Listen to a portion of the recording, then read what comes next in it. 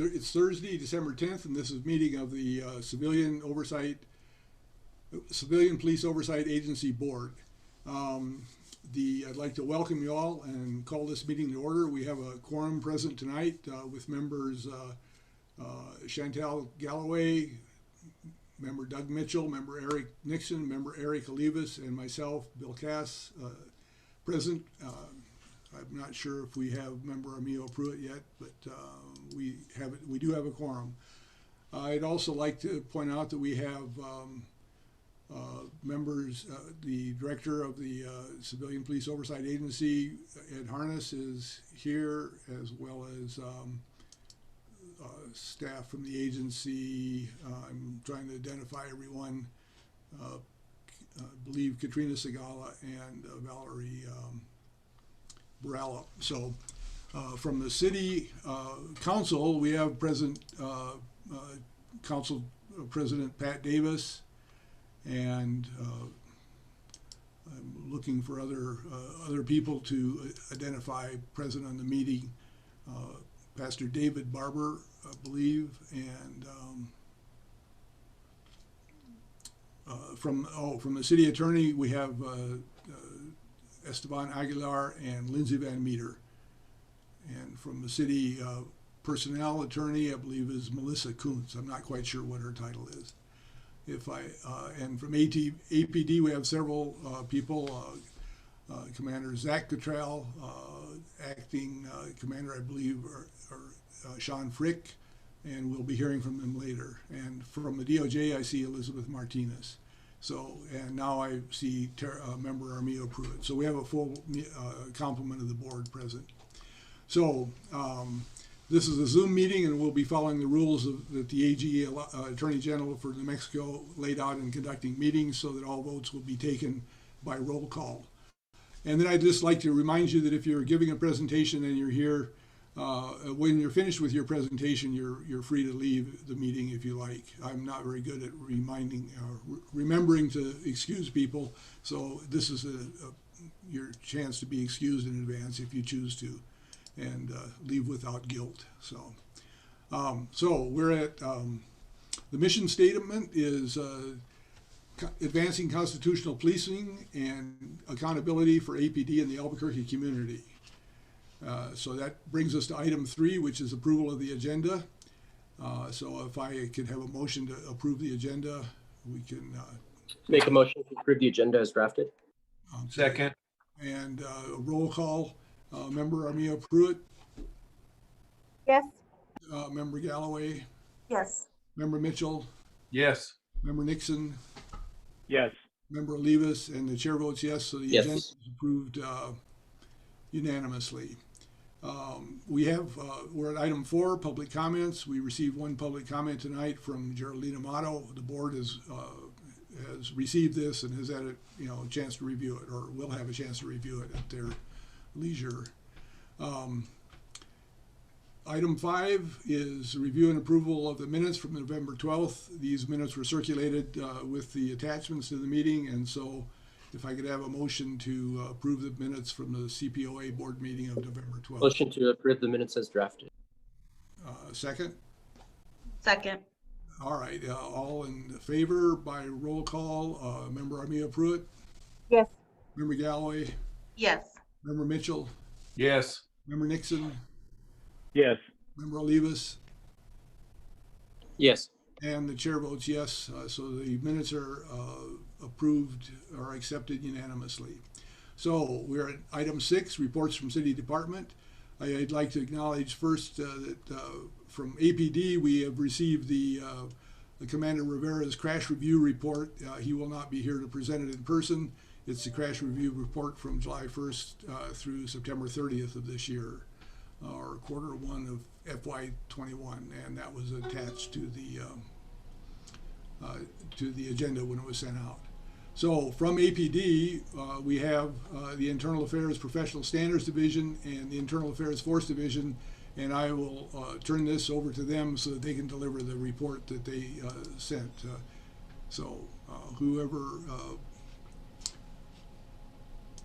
Whoever is this Commander Cottrell?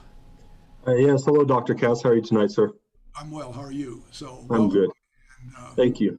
Hello, Dr. Cass, other board members. I'm Commander Zach Cottrell from Internal Affairs Professional Standards.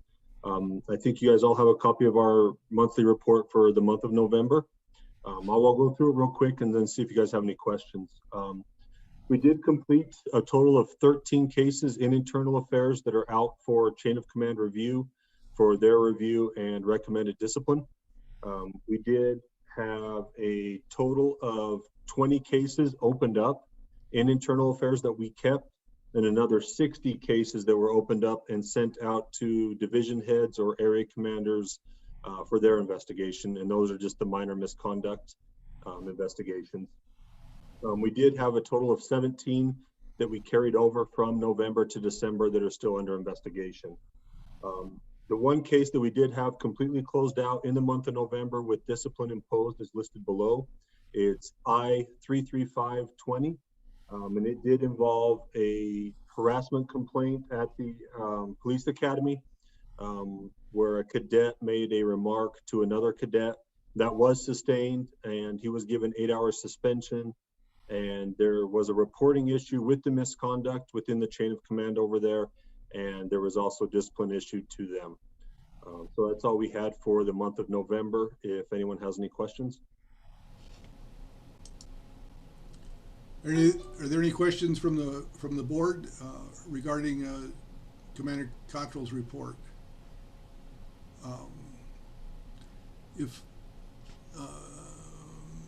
I see no board member raising their hand, but if you are and I haven't found you, please unmute yourself.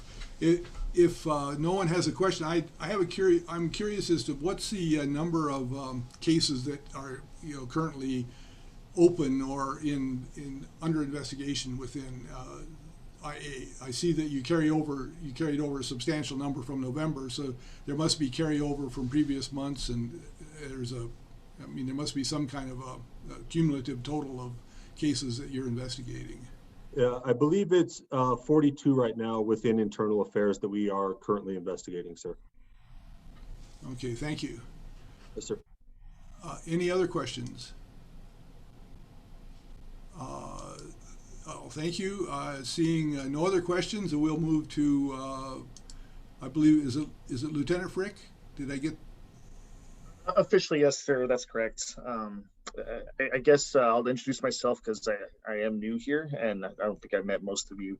I am officially Lieutenant Sean Frick. I've, however, for about the past month, been placed into the role of acting commander for the Internal Affairs Force Division.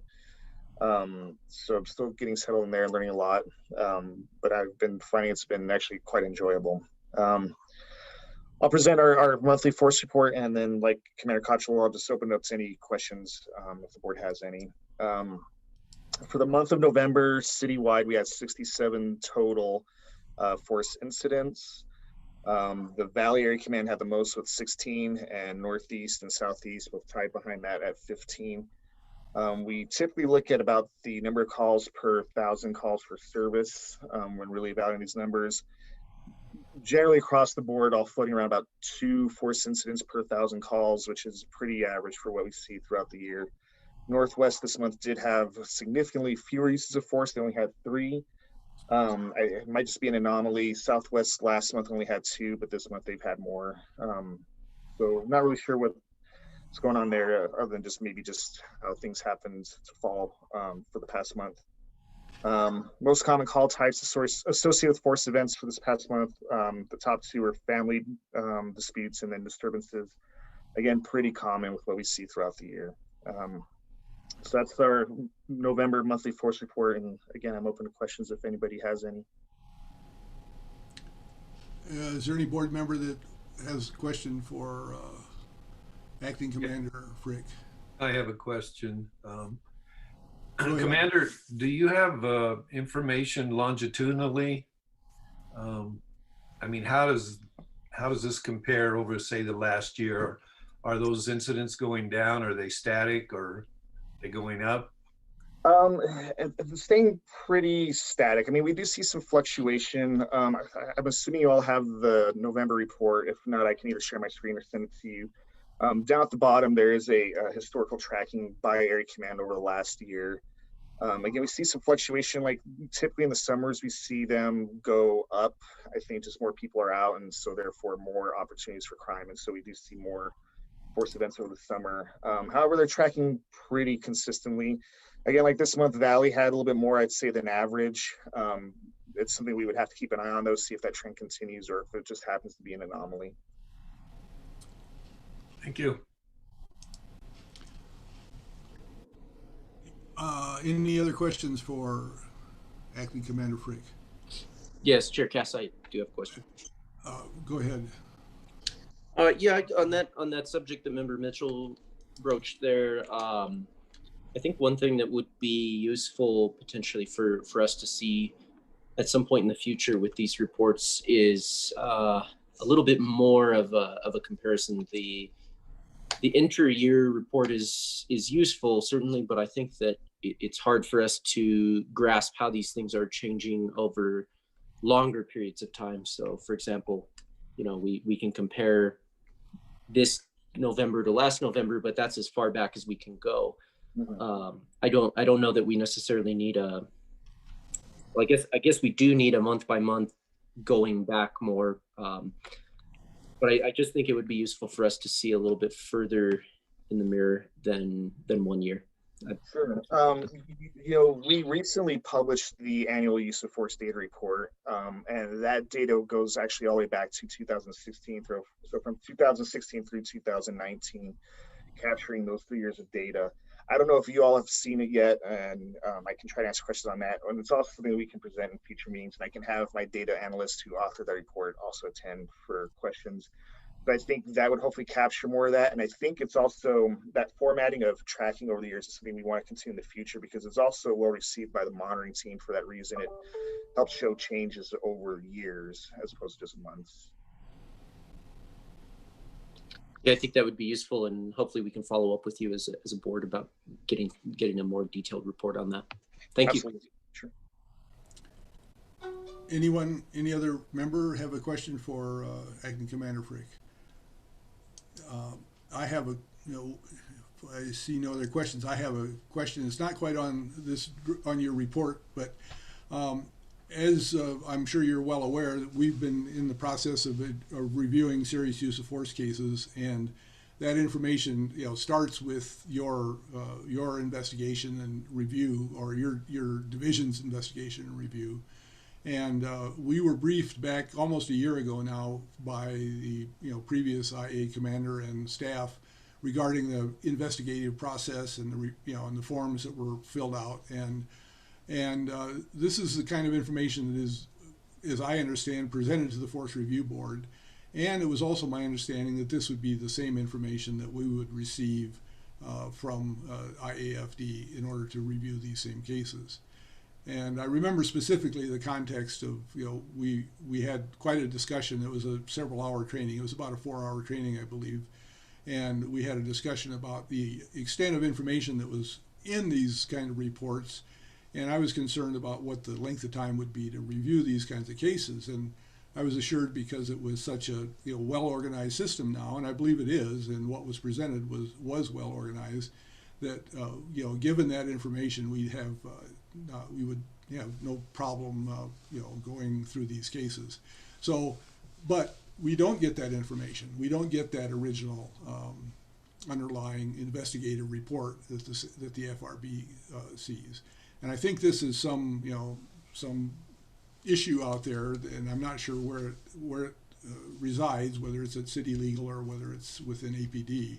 But I just wanted to raise it with you because you're the most, you're closest at hand in terms of a point of contact that can have some impact on this. So I guess I'm just explaining the situation as we see it. I think we've made it a point that in court and other places that we would like to, we think we should be seeing this information. And so I'm just giving you that same report that was presented in court on last Friday, person to person. So if you have any comment, I'm interested. We'd be very interested in hearing it. No, absolutely. I appreciate the feedback. Unfortunately, I don't have an answer. Again, I've only been here for about 4 weeks, so I just generally don't know.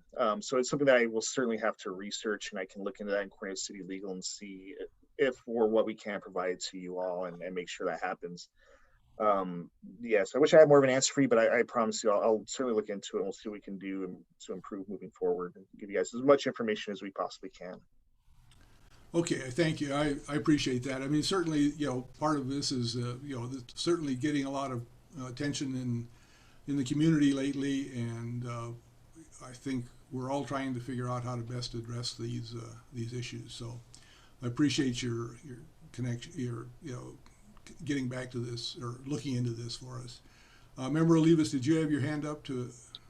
Yeah, I wanted to follow up on what you said there, just as an example to the public that may be listening, and to Lieutenant Frick here. With one of the use of force cases that we'll be reviewing tonight, it was a fatal use of force, and I believe the board got about 1 minute or less of footage of an incident that went on for, according to the description of the incident, it may have gone on for over 12 hours. So I think that the amount of information that we're getting, particularly that kind of video footage, is scarce at best. So I think it's an issue that we really need to solve quickly. Thank you. And then Lindsay is on the call as well, and she may be able to fill in a little bit more from the legal side as far as that's concerned.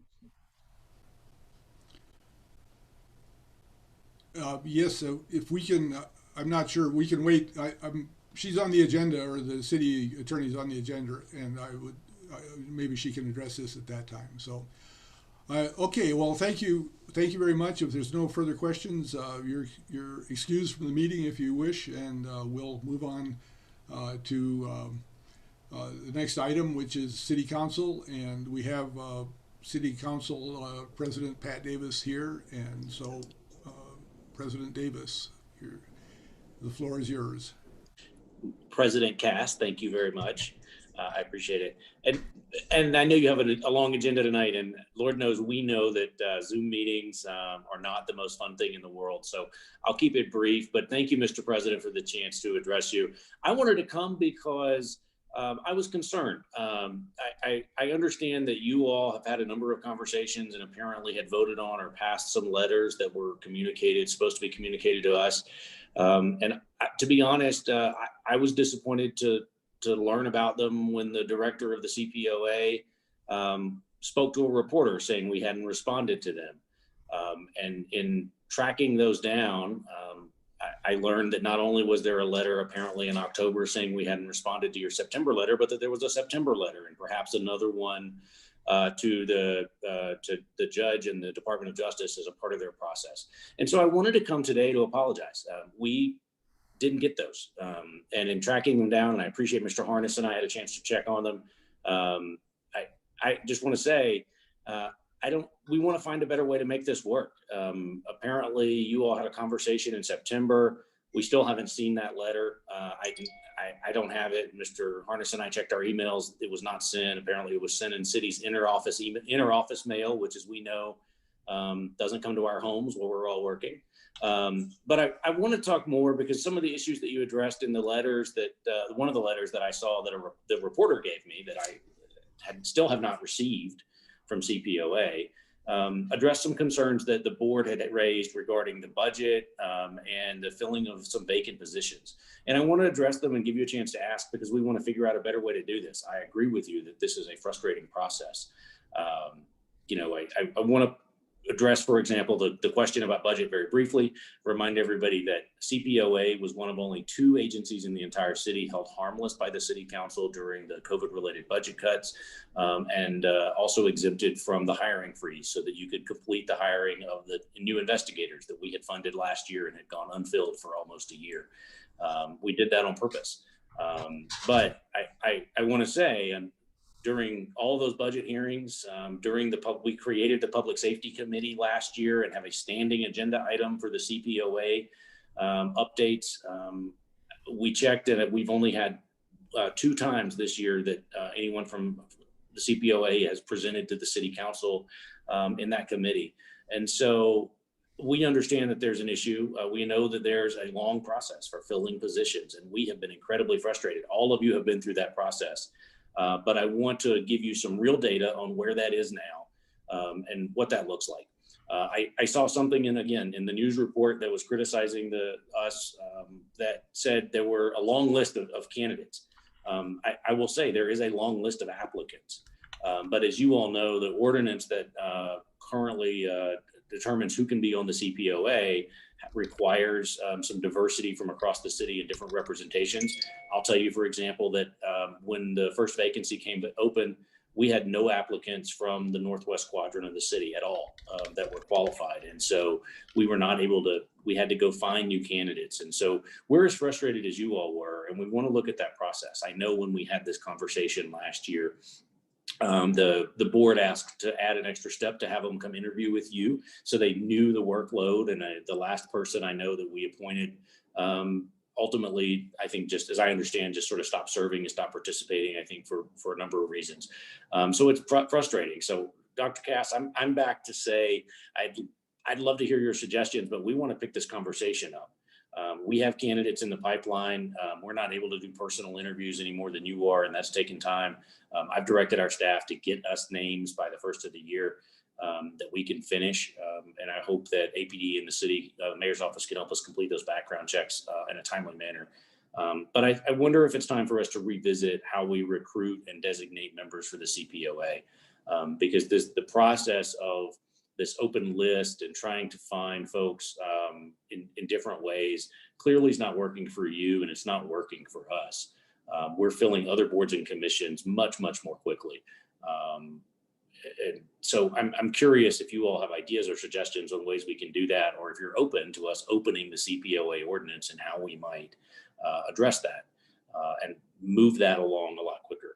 I think our reset that we tried to do last year just simply hasn't worked. And so I'm open to ideas, and I wanted to be here to answer your questions if you have them on how we can do this better. So thank you for that. And I just want to confirm if you did receive a letter that I sent out earlier this week by email that described, yes, okay. And so I did get that one, Bill. Thank you very much. Yes. Okay, great. And because I think it was important information that we put together. I contacted all members of the board in order to get their inputs into this, as well as create some kind of chronology of the actions that had taken place, so that we had some record there. And it was meant strictly as information and not a solution, as I pointed out. But I think we are open to a solution, and I would ask what you would suggest, whether we should create a working group with the city council staff and make this a more a firmer connection than we've had. I mean, we've met on occasion and then not followed through. I mean, maybe we need a regular set of meetings in order to advance this process. Thank you, sir. And I want to hear from other members as well. Let me say this. I agree with you. And at the end of the day, though, let us not forget, I'm looking at folks on the call here. I think the majority of you have my cell phone or have called us and have known most of us. I don't want us to get to that place where we're, again, not pointing fingers, but just saying, I don't want us to get back to the place where it appears that we're not all working together towards the same goal and having to go to the press to criticize each other for not responding to emails. We all know how to find each other. We can pick up the phone and call each other if we're missing something. And so if it's that urgent, I want to be sure we do that. And I want you to know you have that option. My cell phone is 306-2971. It's all over the internet. My office will give it to you. It's posted on my website. That's my personal one. The world has it, including all the crazy people who call me about all kinds of things.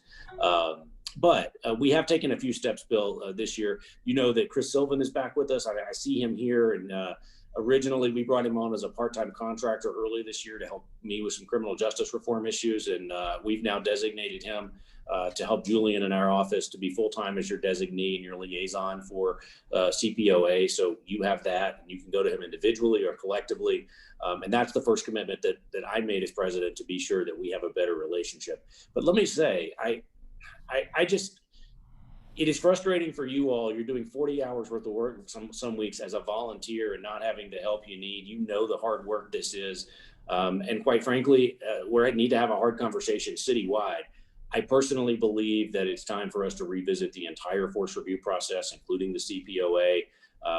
It's now that we know what we need to do, and we've seen how far on the oversight side and the self-monitoring side, APD has fallen backwards or perhaps never been where we need them. I think we need to be more involved. It's why I created the Public Safety Committee last year, so that we have a monthly public appointment to check these things. And our challenge has been that we haven't gotten the information any better than you all have. And so we share those concerns. I don't know that I'm open to any other meetings. I just know that we all hate adding another meeting. I do think we could do a working group to come up with, what do we need to do? Do we need to crack open the CPOA ordinance to look at powers and adjustments? Do we need to look at memberships to ensure, is it better just to align them with city council districts like all the other boards and commissions, so you can hold me accountable for appointing my member instead of a nebulous sort of city council list that lives in the world? I think all those could be on the table, but I think there's a bigger conversation as well about resourcing CPOA in a way, and I think the force review process, quite frankly, is too complicated at APD. There are too many adjustments that and too many places it can fall apart. So I think it's time for the city to have a larger conversation. But first and foremost, all of these pieces have to work. So I'm open to any and all of those.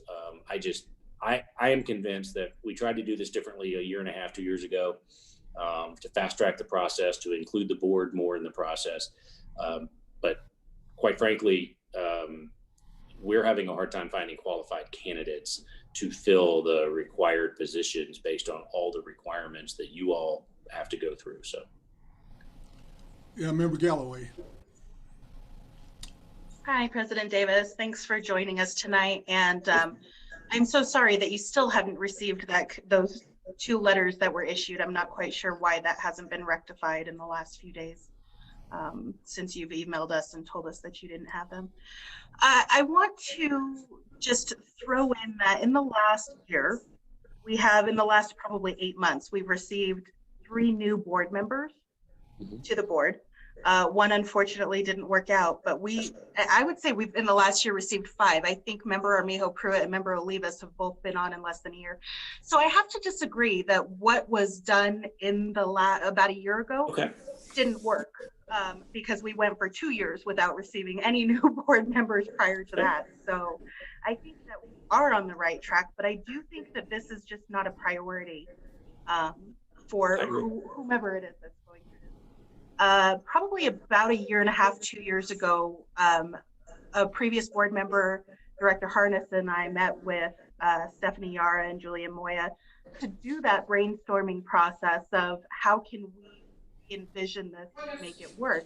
At the time, it was less about filling board vacancies because it hadn't been that long that we had vacancies on the board, but it was more about reducing the turnover rate. And I think that we've had some success in doing that and they're not board interviews and interviews with prospective board members. It's just kind of an onboarding conversation. So it's not like a prospective board member can be vetoed by our board in meeting with them. We're just kind of giving them a peek under the hood of what the expectations are to reduce those turnovers. Sorry about that. It's on my end. My dog came back in the house. I'm sorry. So, as I was saying, I think that we have had some success in reducing turnover, but I do think that there are avenues that we can explore. I would like to see a little bit more willingness to have those conversations and follow through on the process. I think that we keep asking for it. And I think that the independent monitoring team has highlighted this over, I think, the last 5 or 6 independent monitoring reports and has suggested that the board have more of a position from the get-go in this process. And I think it's time to do that. So I'm hopeful that if nothing else, this is going to highlight the need at a higher level for this to become a priority, at least in the short term, to get conversations going. Thank you. Mr. Chair and Member Galloway, thank you so much. I appreciate that feedback, and you're absolutely right. We have gotten a few members, but let me be blunt and just say, I concur with you. One, I think we all see that this process and the board and the oversight process in various places has had wavering attention and priority across the board. And again, I am of the belief that our process is too complicated. It needs to be more transparent. And I see the monitoring team stepping in and making recommendations to the court and DOJ on some extra monitoring pieces to keep that in compliance. I think it was an error on the part of the police department to remove city legal from some of that internal oversight and to start doing what I describe as their own self-monitoring. That's a different question. But when it comes to appointing members to the CPOA, let me be honest and tell you that I think you hit the nail on the head, Chantal. It is hard to make it. It is not a priority for the city council. And again, as I say, as a nebulous blob, some members are more engaged than others. And again, sometimes folks who want to be more engaged, the opening it is to find a person geographically distinct, that just may not align with a city councilor who has this as their priority focus, and every councilor has their own issues they focus on. And somebody focused on housing and homelessness has been very busy this year. And somebody focused on public safety has a lot on their plate as well. And that, again, I'm open to other ideas. I'm glad that we have Mr. Sylvan now full time, and I think that will be a real bonus here. But I go back and say, I wonder if we don't look at the recruiting qualifications and without just saying, oh, we should go back to more constituent groups and ask them to help us. Like, I think there is some accountability when there's a district level appointment. For example, we know when we have an appointment to the museum board or the arts board, because it's mine to do. And in 60 days, if it's not done, the mayor does it. And so we have a timeline and it has to get done for almost all of our other boards and commissions, for example. That may not be the right answer here, but compared to how other appointments are done, this is easy for individual counselors to ignore because it is no one's individual responsibility. And I accept responsibility as the president of the council to say that we go back and forth on this. When you guys say, hey, where are you? We start interviewing folks again, and then something else does pop up. It's a challenge. You're right. Thank you. Are there any other questions for President Davis? Member Olivas. Council President Davis, thanks for coming and meeting with us tonight. I appreciate the effort and the communication that we're having here tonight. I think it's a really important and useful component of our group's relationship together. I do want to say that I appreciate the support that you provided to the agency with the budget process this year. I think that was a welcome change that was somewhat unexpected. As you said, given the pandemic budgeting, I don't think we were expecting much this year. And in fact, it was much better than we expected. And likewise with the Public Safety Committee, I think that's, indicates that the council's placing some priority on public safety and being more aware and more focused on that area. So I appreciate your individual efforts and the council as a whole. I would say, just based on some of the ideas you've introduced tonight, I'm hopeful and interested in having that conversation and engaging with the council and yourself on ways that we can perhaps improve the ordinance or improve the recruitment process and the retention process. And as you alluded to, those basic requirements of recruits, we may need to look at that again and see how we can make it more useful and more reflective of the community too, because I think that's a concern that you've indicated, that if you're not getting recruits from a certain part of the city, we're fundamentally leaving that community out and different parts of our community. And there's different ways we can measure that diversity, but I think it's important that's reflected. And I do want to just comment briefly on the budget process. One of the parts of the letter that was supposed to be sent to council was advocating for a return to budgeting the CPOA based on a percentage of the APD budget. This was part of the original ordinance, and it was stripped out in the amendment process a few years ago.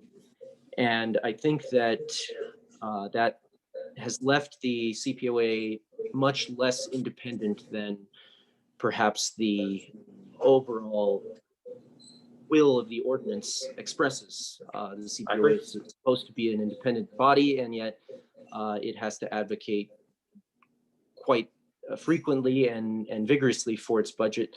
Luckily, this year things went its way. In the past, it hasn't been so much.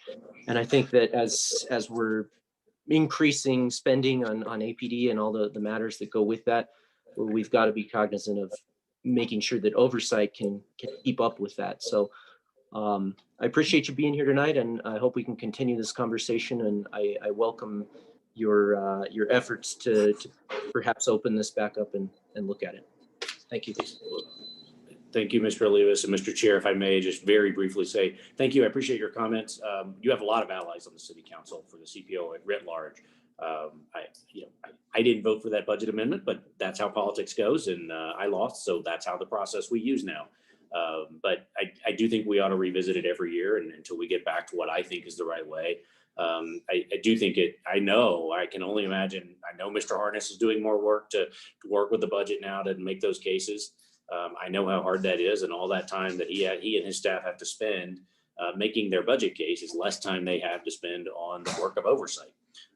And I might ask and lean on Mr. Harness, and I probably owe him a call and a conversation, because he's a nationally known expert on this, how other cities do this in a way that recruit and keep their agency robust and fulfilled. We've envisioned and considered some of our more robust city positions to add a per diem, for example. Some of you would appreciate that.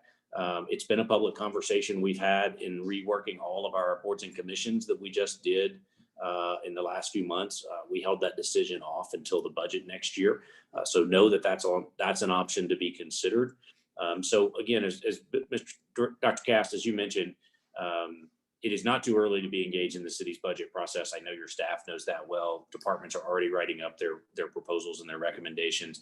And Mr. Sylvan knows this well. We're already having those conversations. So if you have those ideas, suggestions, or other ways, whether it's cracking open the ordinance or a budget adjustments, the sooner we get those before the public process, I think the better. So thanks.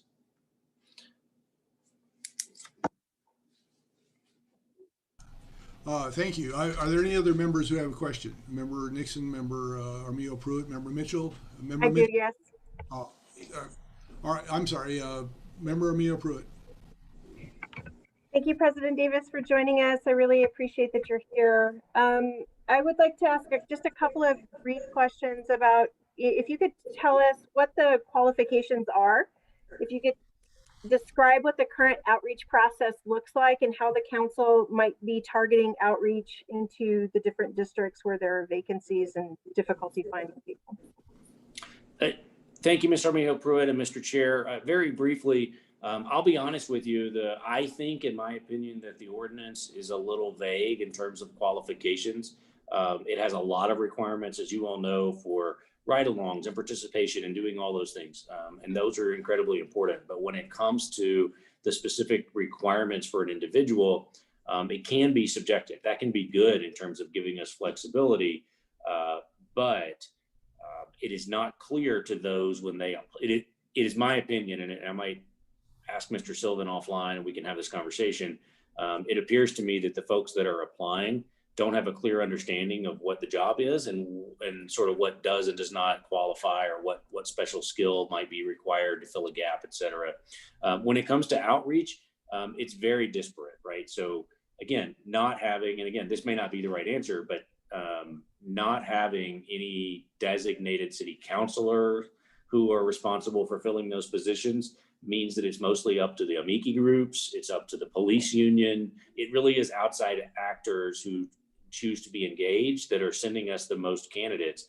I include it in my email when I have one. Not every counselor has an email list. Not every counselor has a social media profile. The mayor's office doesn't often include CPOA in its list of boards and commissions because it's quasi-independent and a function of the council. So it's because it's not like everything else, there's not a clear process for it, to answer your question.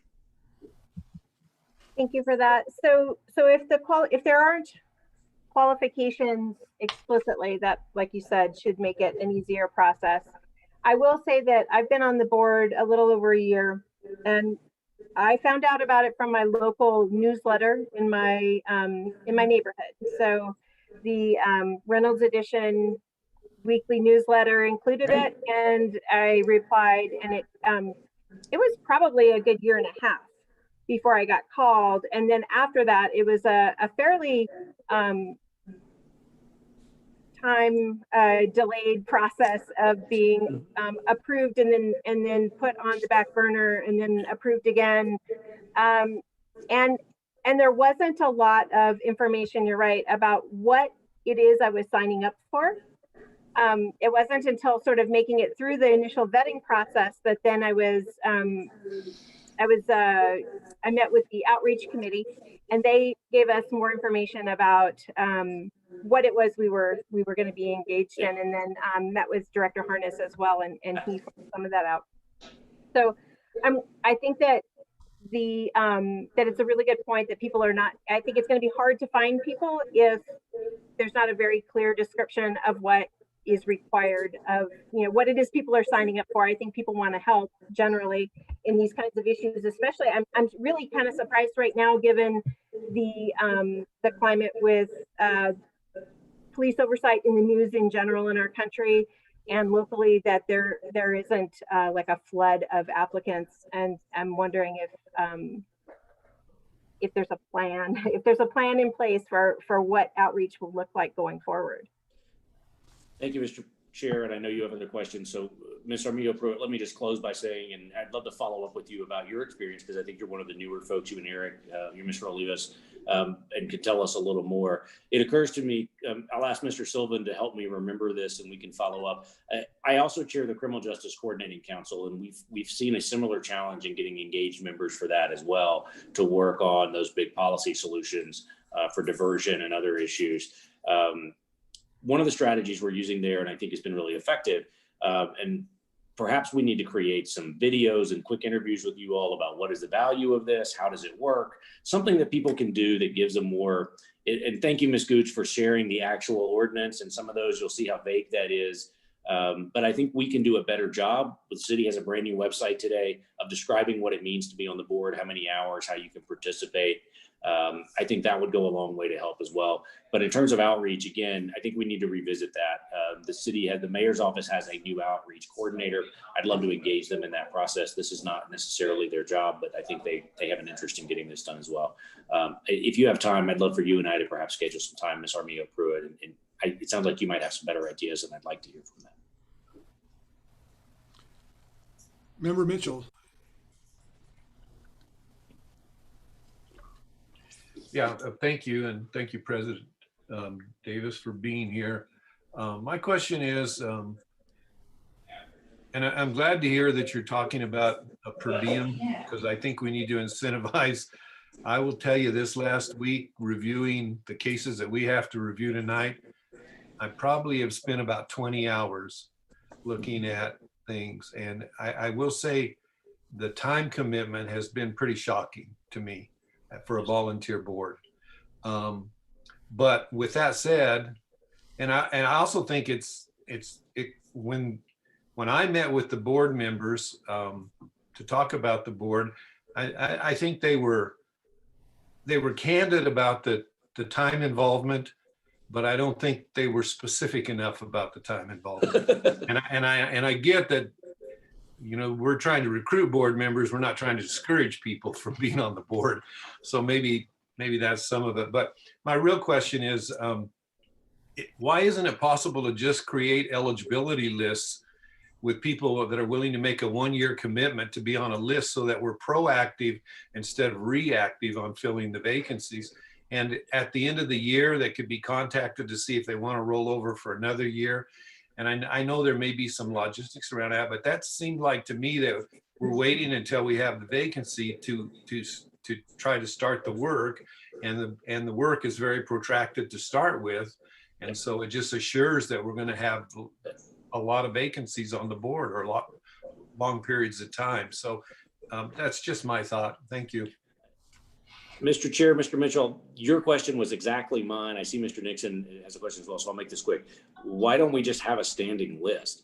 And in reviewing that with the city attorney's office and our attorney, Mr. Melendrez, and others who were part of that vetting process, one of the pushbacks we got was that the background check process, for example, as you all know, is very comprehensive. It takes a lot of time. It takes some expense, and also has to be relatively fresh. And so the preference became, we do have a list of qualified candidates. At one point, we had about 70 applicants, as I recall, in 1 year.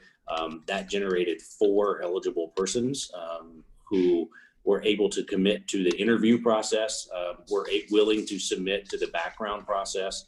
And so our staff is doing 70 application reviews to get, it's kind of like APD's recruiting problem, to get to 4 people who are willing to just give us the information to be available. And so then we have a vacancy and we have to say, well, and let's be real. If we lose a person of color who brings a particular point of view that's desperately needed in this conversation, I want to at least replace them with something like that. And so if we don't have the right person, we've got to get started again. So we do have a standing list. I will just tell you, it's not robust enough. We have a lot of people applying at all. I see Mr. Sylvan shaking his head there. We have a lot of people applying. It is almost a full-time job to maintain that list. But honestly, a lot of them are people who have filed complaints with your agency and are mad that they didn't get the result they wanted and they want to be on the board. And that would, in my opinion, disqualify them based on the qualifications requiring them to be an independent judge of fact. But again, I would like to see us look at how other cities are doing this, and let's do this quickly because we've got to have some more people you can do this upon. Member Nixon, you had a question? I did. And thank you, Councilman Davis. Can you guys hear me okay? Yeah, great. So I don't know. I guess the politically correct thing would say that I probably fell through the cracks or something happened, because what I didn't understand was that I initially applied to the board, I think it was in early 2017, and this is before I got onto the CPC. Since I work for the federal government with a high clearance, I didn't see a background check as necessarily being an issue. On top of that, I've got pretty good credit too, so I don't know what was going on. But one of the concerns that I had was, number one, it took me so long to get onto the board. And when I actually applied twice, initially 2017, and as I was serving on the Northwest CPC, I applied as well. And that took, I guess, maybe a year, 18 months, something like that.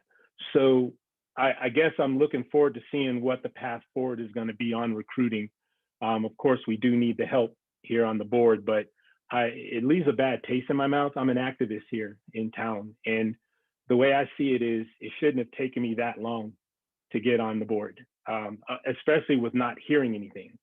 And that was one of the things that I thought was very, very interesting. It's like, oh, no, thank you. You didn't make the board or anything like that. It was more or less just hearing crickets.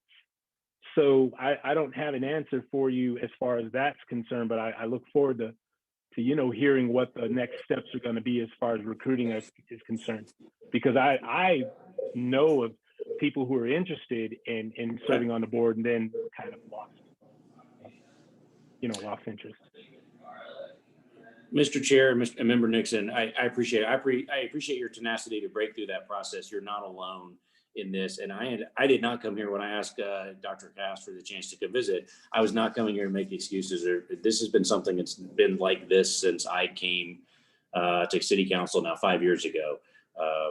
Like this has been an ongoing problem, and I will tell you that I believe part of it is that it is a piece of three people's job in the city council, and then a piece of a person in APD and the city legal and other folks. It has been no one's job full time to keep that going, to look at those deadlines and say, Mr. Nixon's position is going to open next year, or he's going to expire. Do we reappoint him?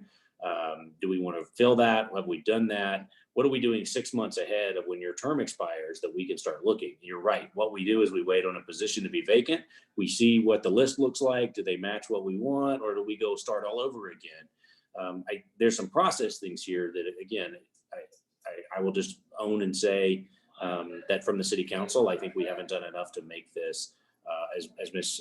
Galloway said, a real priority. And I go back to saying, I just don't think it's been anybody's job. I have 3 weeks more as the city council president, unless my colleagues want me to do it again, and they probably don't, because they've dealt with me for a whole year of Zoom meetings. But I think we need to, but that doesn't mean I can't make a commitment to you that I want to make this that priority and figure that out. Part of that is bringing Chris back. So again, in the interest of time, if you have a specific, again, if your experience, Mr. Nixon, would be super helpful for me to understand, because we have no idea, and I don't see any of that until you guys have been vetted, and sometimes we don't know it's been 2 years, and that's our fault for not knowing. Thank you. Thank you, President Davis. And if there are no other questions, Member Galloway. President Davis, again, thank you. Just so that we don't get caught in the same loop of we've talked about this and then it goes nowhere, can we have some kind of an understanding from you or somebody that you designate to be the point person to actually tackle this and make this a priority? Can we say that we'll have a working group scheduled sometime? We'll schedule it in the next 2 weeks for some point in the future, just so we get some momentum going. I appreciate that, Ms. Galloway, Mr. Chair. My apologies, Member Galloway. I appreciate that. For the moment, I'm going to put Mr. Sylvan on the spot. I know he's our liaison here, and we brought him back for this. And so I'm going to ask him to help us schedule a follow-up. But again, I don't know who the new chair will be, who the new president will be. I don't know who the chair of the Public Safety Committee will be. But I remind you that when we created that, there's always a spot for CPOA. And so I think that perhaps we should make this a regular part of that update every month. Again, and it's okay. Sometimes we just don't need that update. There's nothing happening. But this is something that needs attention in a public forum, so you can hold us accountable and know that any of you can participate with us in that, as long as there's not a quorum of your members. Can participate in that section of the Public Safety Committee. So I might suggest, just off the top of my head, that is kind of an appointment where you're going to get actual city councilors in the room paying attention. And that means our staff help us prepare for that, ahead of time, so that there's an appointment for that. So I'm going to ask Mr. Sylvan here in front of everybody. And then Chris, if you and I can follow up tomorrow, let's figure out how to ensure that whatever during our transition, that becomes a standing item on the agenda. And then if you and I can work together to communicate back to the chair and to Mr. Harness about sort of who is the liaison in our office, not 3 people, but 1 that will quarterback this for us.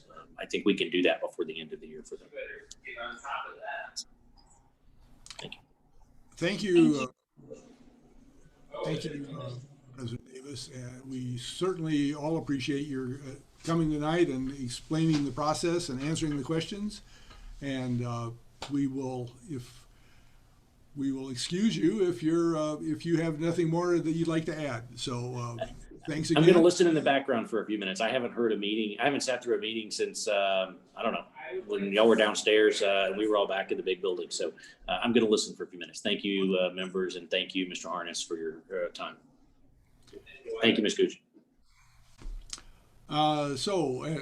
With that, we are at item 6C, report from the mayor's office. So, Mr. Aguilar. Hi, good evening, Dr. Cass and Chair Cass and members of the board.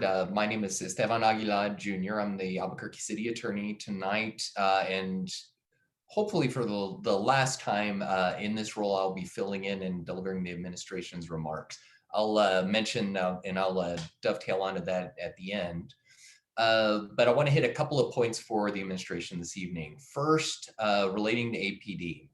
The administration is holding the department accountable for shortcomings in reform and other areas.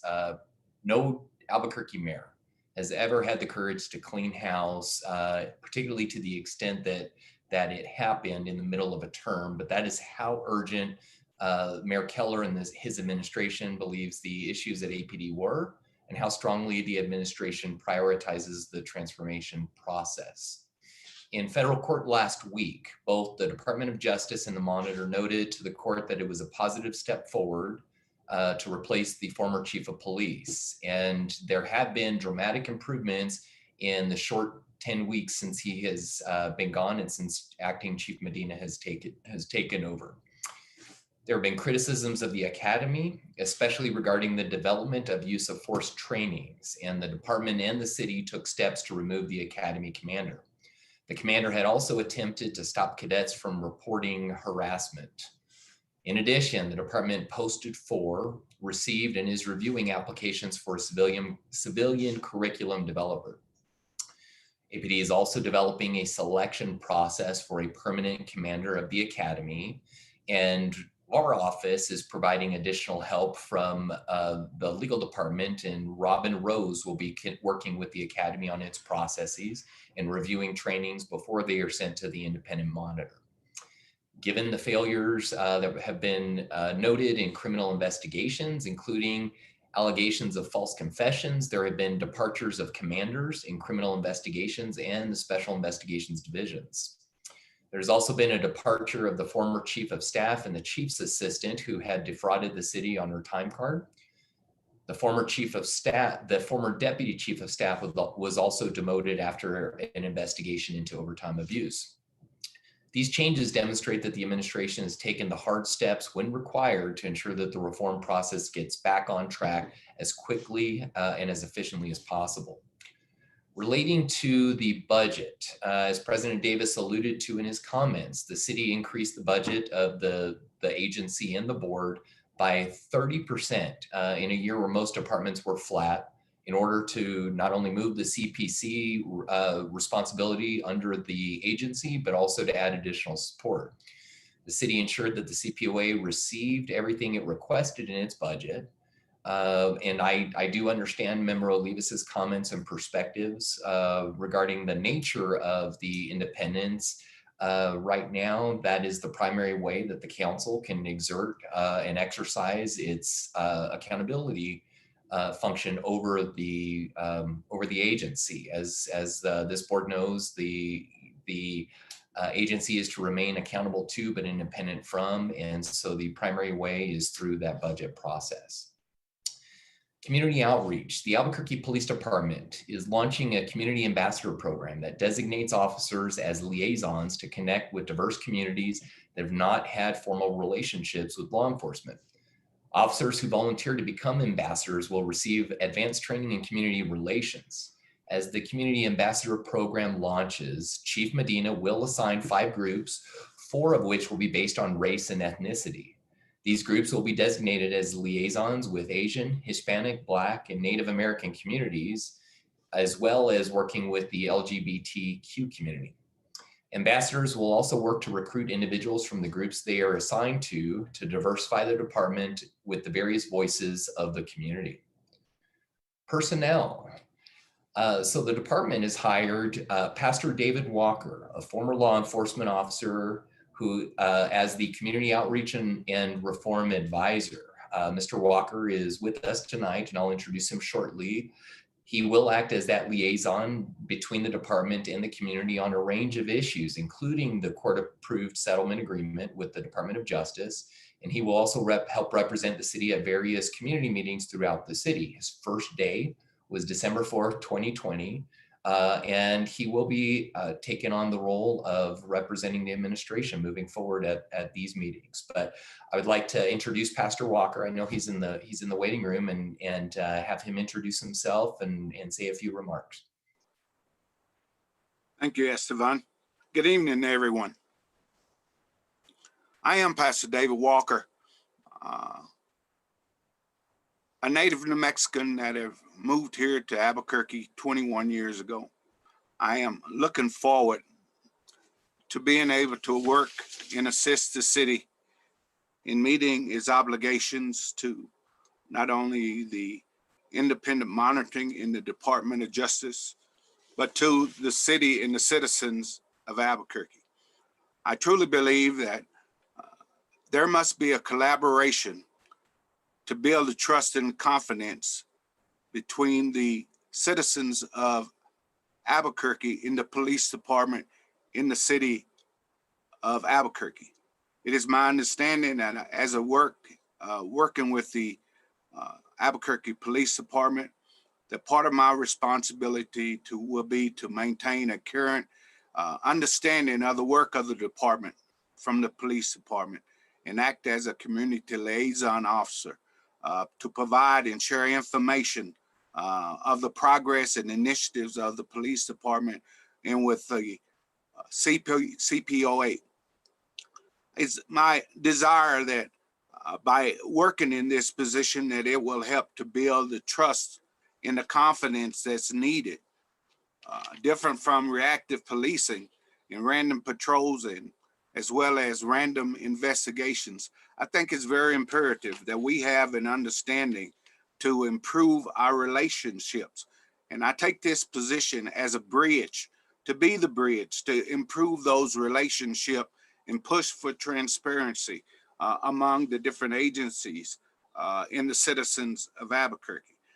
I will be meeting with faith-based groups, neighborhood groups, and other agencies in diversity within the community of Albuquerque. So I'm very grateful for this opportunity to serve, and I'm very confident that I can bring something to the table to not only help build that trust and the confidence that's needed so that we can meet our goal of building a stronger bond between the civilian police oversight agency, the community policing councils, the independent monitor, as well as the CASA and its stakeholders.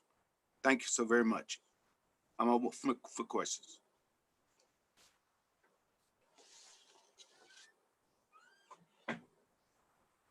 Fine.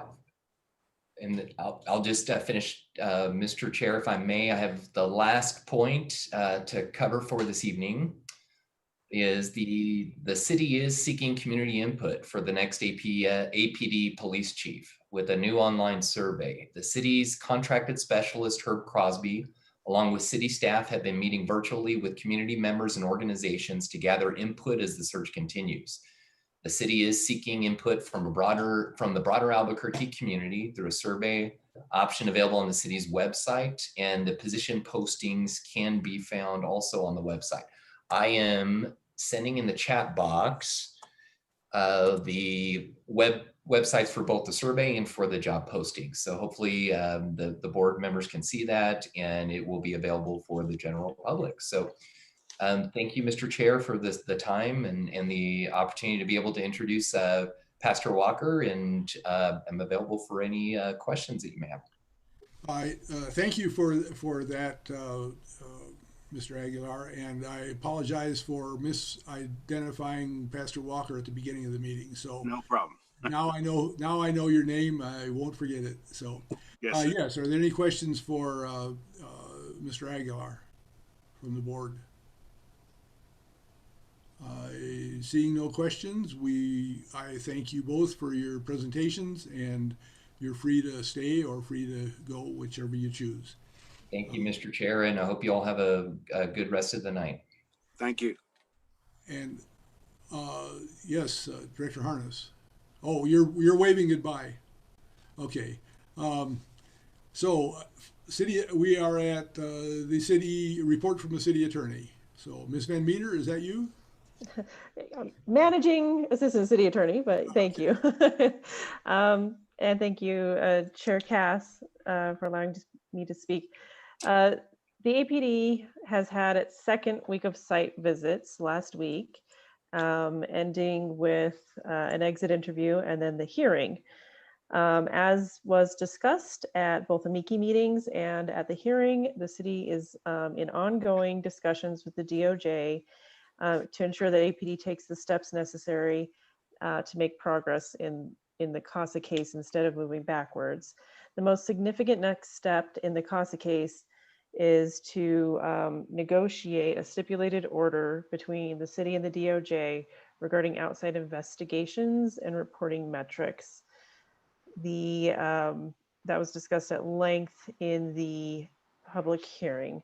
Some of the items discussed at the public hearing included that we will provide additional metrics that will be reported regularly and will be available to the public, the monitor, the court, and the amici.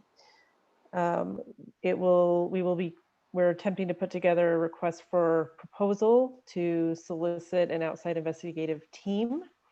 And we are continuing to work on this process diligently. I also want to address some of the issues that the CPOA and the CPOAB raised in their letter to the court. City Council President Davis addressed those issues related to City Council, so I will not address those. Regarding the CASA amendments, initially the city did solicit some requests regarding CASA amendments that has been put on hold during the discussions related to IMR 12 and the stipulated order. I am hopeful that we will revisit those, but in the meantime, it would make sense for the board to take advantage of this opportunity to put this on your agenda for one of your meetings. And I do believe it would be, the city certainly has no objection to the board sending us a letter with your proposed amendments and copying, of course, the DOJ and the monitor and the APOA on your letter.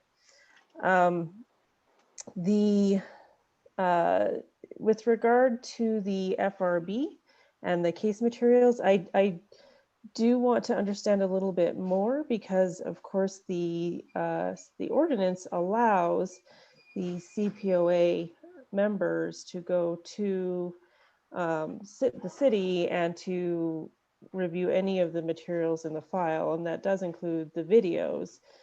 So I understand that we are experiencing COVID, and I don't know to the extent to which that is impacting the board's ability to view those videos. So, and I don't know if you all have evidence.com accounts and how that's working right now. So I'm actually wondering if you all can help answer those questions for me. Yes, if you, the specific case that we have in mind is one of the serious use of force cases that we're reviewing. And within those, what we receive essentially from the Force Review Board is a PowerPoint presentation that was made by IAFD. And that PowerPoint presentation can include selected videos that they put out. That's all the information that we get. When we were briefed by IAFD, almost a year ago, that it was, far more information was presented. It included the IAFD reports, and they were very well organized, very well presented. Those don't come, automatically with it. So it seems that given that those are available, that they should be included with the package that we receive, rather than have to view that at the city, at a city site or at an APD site. So that's what I was referring to. Other board members may have something they want to add to this, but that's what I have. So. Member Nixon, I saw you unmuted yourself. Do you have a question? I did. Evidence.com. Maybe I missed it, but I wasn't aware that was even an option. for the board to be able to access that? Yeah, I mean, I don't know. I don't know whether you have it or not. So I do think that that is an option worth exploring. That is the platform that the board members have access to review the videos in every use of force case. Same with, Director Harness. So I think we need to determine whether that is or isn't an option. I don't know if Director Harness has more information on that. I'm hearing what you're saying about the use of force reports, so I'm going to explore that issue with APD and look at that further. What is provided to you is the PowerPoint that is presented to the FRB itself, and what is presented during FRB meetings is those limited snippets of videos. And that is due to the time. We do expect the FRB board members to review the videos on their own time, in all of the videos that they need to review in order to be able to make a decision on the case. So I hope that we can have an ongoing dialogue about this. I will report back to you all at the next board meeting regarding the reports. Go ahead, sorry. Yeah, I think Director Harness has something he'd like to add. Director Harness. Yes, thank you, Chair Dr. Cass. I think the stated position of the CPOA is that under 2-58, 2-58, the Force Review Board recommendation that the board forwarded and was adopted into the policy, the materials that the Force Review Board members receive in order to do their review for the Force Review Board are those materials contemplated in the policy. So that would include the reports from the multi-agency task force. It would include the lapel videos. It would include the force reports. It would include all of that. And of course, the Garrity materials could be removed from that, and it could be provided as it is provided to the members of the Force Review Board through the SmartLink platform that it has previously been provided. I don't think we dispute the fact that the board could tonight decide that they want to see a file and vote and request the file, but I think the position of the CPOA is that 2-58 means the materials used to render a decision at the Force Review Board, not simply the PowerPoint presentation. Right, so until we do get this issue resolved, I do just want to encourage the board to take advantage of the opportunity to make a vote to go review all the materials that can't be released pursuant to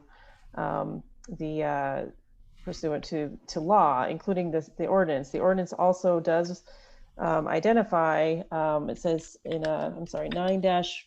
I'm not gonna get it right. 9-4-1-4 3B, that any material protected from disclosure by law shall remain within the custody and control of APD at all times and will be handled in accordance with the applicable legal restrictions.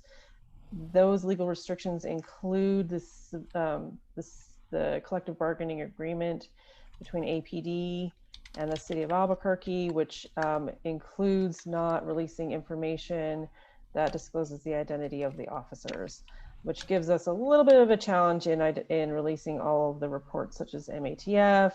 It'll be substantially redacted reports at that point. So I do need to revisit this. I need to talk to APD about this more and see what we can do. But I do hope we can have an ongoing conversation and encourage the board to take advantage of the opportunities that do exist by statute to review all of the materials. Agreed. Thank you. Are there any other? Do you have anything else you'd like to present? And if not, are there any questions from the board? I just wanted to clarify. You Councilman Van Meter, you're saying that you'll report back on the next meeting, CPOA meeting on your findings? Yes, I will do that. Okay, thank you. Thank you. Any other questions? Then thank you very much for your report, and I know you like to hang out forever on these meetings, and so you can do that if you like, or you're excused. Thank you. Thank Dr. you. Cass, I thought Councilman Gooch had her hand up. I'm sorry, I missed Council Gooch. Yes, I see you now. Thank you. Thank you, Chair Dr. Cass. Ms. Van Meter, I just would like to point out or ask for not an answer tonight, but how paragraph 282 of the CASA fits into the analysis with the CBA, because that paragraph provides that these documents are to be provided to the agency and the board. And so I just ask that you consider that as part of your analysis moving forward, just so that we can all be on the same page. Thank you. Thank you. And thank you, Chair Cass. I actually will watch you all from GovTV if you do not mind. However you like your medicine. So. Thank you. Have a good night. Thank you. Good night. So we are at the CPC report from the CPCs. For Dr. Cass, Honorable Board, good evening. Quick report on the CPCs. They are in recess for the holidays, except for Foothills. They will have a meeting on Monday. The CPC liaison position has been filled, and that person will start on the 2nd of January. And last, on November 23rd, myself, along with the Council of Chairs of the CPCs, met with the APD search committee, including the consultant, to discuss the hiring of the chief, and answered their questions, and they in turn answered questions. The CPCs are striving to have the representatives of this search committee to appear at each of their January meetings so that they can be updated as to the progress for the search committee.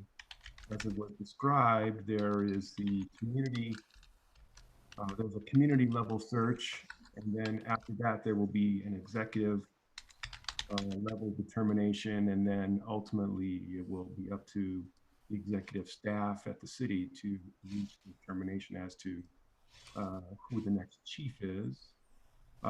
We were promised that we would be given a list of the participants from the community level in the interviewing and search, but as yet we have not been provided that information. We will continue to strive to get that information. And other than that, I stand for questions regarding the CPCs. Any questions? I have one comment. At the court hearing on Friday, I would just like to point out that it's Eric Jackson, is that correct? Who is the Mr. Jackson who gave the report to the court. I think he did a very credible job of reporting the activities of CPCs. And I would note that he was the only volunteer, unpaid person who talked to the court that day. So one more small step for volunteers. So yes, Member Olivas. Thank you, Chair Cass. Director Harness, I was just wondering how recruitment is looking at the CPCs. Chair Dr. Cass, Member Olivas, we had a good influx of applicants about a month ago. I probably haven't seen any come in the last couple of weeks. I think that we have Southeast, which is full and has some other applicants.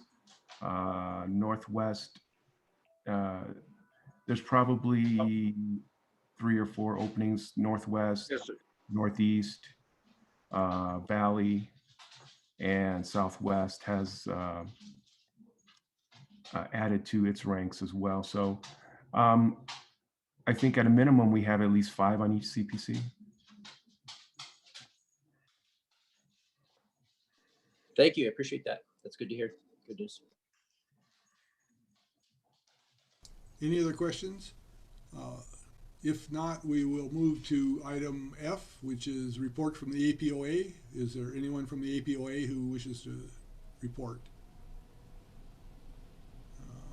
Seeing no one from the APOA, Public Safety Committee, item G. Mr. Sylvan, is that you? Yes, thank you, Chair Dr. Cass. I appreciate it. Hi, my name is Chris Sylvan. Thank you, Board and Chair Dr. Cass, for being here. I'm giving the report on the Public Safety Committee. The Public Safety Committee has not met since your last meeting, but the Public Safety Committee will be meeting on Tuesday, December 15th at 3 o'clock via Zoom. One of the most important things, well, there's several important items. There's the CPOA 2019 semi-annual report that will be reported out at the Public Safety Committee, and also the CPOA board policies and procedures will be heard at that meeting as well. And it would be my recommendation to the board if a few of you could show up just in case the counselors have a question or two about the policies and procedures. Other than that, I stand for questions. What time is that meeting? Is that noon? Starts at 3, Dr. Cass. Oh, 3. Thank you. I'd be happy to attend. I'm sorry, can you repeat that date again? It was Sure. It's Chair Olivas. Board Member Olivas. It's Tuesday, December 15th at 3 o'clock. Great. And while we're on this item, I was going to hold this for other business, but I would just suggest, since it's relevant to this issue of city council, I think that the board should really consider having maybe it would be more effective to have a rotating member assigned to attend these meetings, at least on a monthly basis or every other month, so that the board itself has representation, even if Director Harness is there. I think that we shouldn't neglect that outreach and that conduit of conversation as Councillor Davis suggested. So it's just a suggestion to the board, and I'm happy to volunteer for that shift next week. Thank you. Member Galloway. Hey, Chris, are all of these public safety meetings on Tuesdays? Chair Cass, Member Galloway, so far, yes, they're all on Tuesdays. Okay. Thank you. Until the new chair, they will have a new chair starting in January, and that'll be up to the discretion of that chair. Okay. And can we be copied on those invitations or be sent invitations with those links so that we can participate if we're available? Chair Dr. Cass, Member Galloway, yes. Thank you, Chris. Any other questions? Seeing no other questions, thank you, Chris Sylvan, for your report, and hang around if you like, leave if you like. So, all right, so we are at item H, report from the CPOA, Director Harness. Chair Dr. Cass, honorable board. Let's see, pretty quick, pretty simple. A reminder that the NACOL training essays are due to me by the 18th of December. The policy analyst position has been eliminated in order to fulfill 2 investigator positions for the budget as it was laid out in fiscal year 21. So I'm meeting with HR tomorrow, 2 o'clock, to get that hammered out and get it advertised so we can fill those positions. And yesterday I got the budget call memo for the budget. So the budget call-in instructions, so I'm going to go and run through some dates here for the budget process. The budget call and instructions were due out by the 14th. Issue papers to the administrator for pre-review are due on the 21st of December. Budget proposals to the Office of Management and Budget are due Friday, January 13th. Ooh, Friday the 13th. Yeesh. Technical budget review meetings will be from January 25th through the 5th of February. The Chief Administrative Office budget hearings will be February 16th and 13th. The last day to submit the mayor's budget to council will be the 26th of March. Department respond to council questions, April 1st through the 28th. Committee of the whole for the social goals will be late April to early May in 2021. The budget markup, Committee of the whole budget markup will be May of 2021. So that's the budget cycle as proposed for this year. Other than that, stand for questions. Any questions for Director Harness? Member Armijo Pruitt. Hey, Director Harness, could you give us a quick thumbnail idea of like how many cases are currently open and in what state of investigation?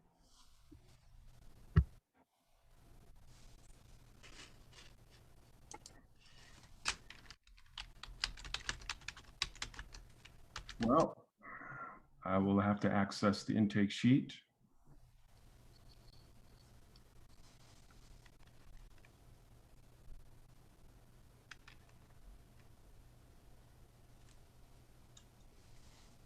It's something that if you want exact numbers and status of individual cases is something I will have to report back to you.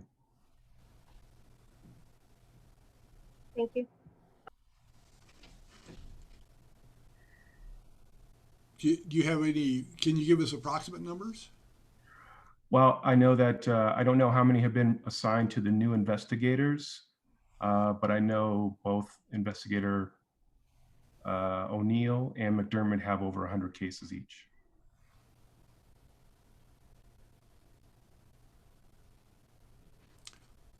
Any other questions for Director Harness? Member Galloway. Not so much a question, but I do think that it's important to note, since it came up earlier, that Director Harness did send us an email confirmation that the letters that were intended to go to City Council and to President Davis were sent to President Davis on December 1st. I think that's important for the public to know.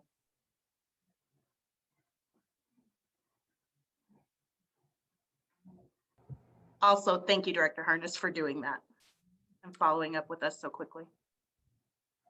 Chair, Dr. Cass, Member Galloway, certainly. We also included the tracking for the document as it was sent over to City Hall through interoffice mail, and it was hand delivered. It wasn't that we waited for somebody to come pick it up.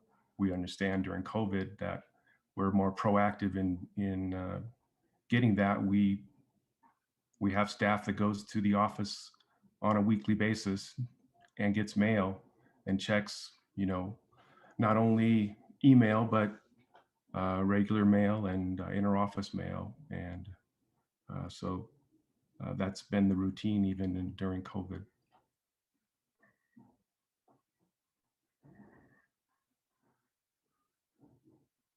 Any other comments, questions for Director Harness? All right, thank you for your report, and we are now at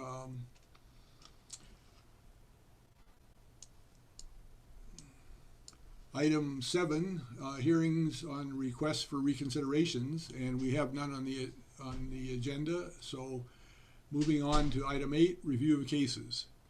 So you've all received the information, posted it to the web for all the cases, all the the full case and the findings for this collection of cases that we're hearing tonight. And so let's start with the administratively closed cases. And I would ask for a motion to accept the 3 administratively closed session cases, and then if we can discuss these cases if as necessary. So, do I have a motion to accept the administratively closed cases 219-20, 247-20, and 257-20? So moved. Second. Okay, a roll call. Member, let's see, now I've lost my alphabet here. So Member Armijo Pruitt. Yes. Member Galloway. Yes. Member Mitchell. Yes. Member Nixon. Yes. Member Olivas. Yes. And the chair votes yes, so we are unanimously going to hear the cases. So is there any discussion on these cases? We have a motion to accept them. Actually, we skipped right by that. I did I didn't mean to call for a roll call vote on the accepting the cases, but on whether we could move to discussion. So let me backtrack a little bit and see that make sure that we have no discussion on these cases before we actually accept them. So were there any comments, discussion from the board? Okay, so we weren't out of order by voting on this. So I'm looking hard. So okay, so there's been a motion second, and the motion carried to administratively or to accept the administratively closed cases 219-20, 247-20, and 257-20. So moving on to unfounded cases. So there are 6 unfounded cases on the agenda. Do we have a motion to accept these unfounded cases? So moved. Second. All right. So it's moved and seconded to accept these cases. Is there any discussion? Member Olivas, you look like you're leaning into the mic. Yes, Chair Cass. I would like to propose an amendment to remove case 245-20 from this swath of cases. I believe, based on my analysis of the policies and procedures, this case should be classified as an administratively closed case, not unfounded. And I would also defer to Director Harness if he has any comment on that, whether that was an error, an editing error, or if that is something that we need to send back to the agency.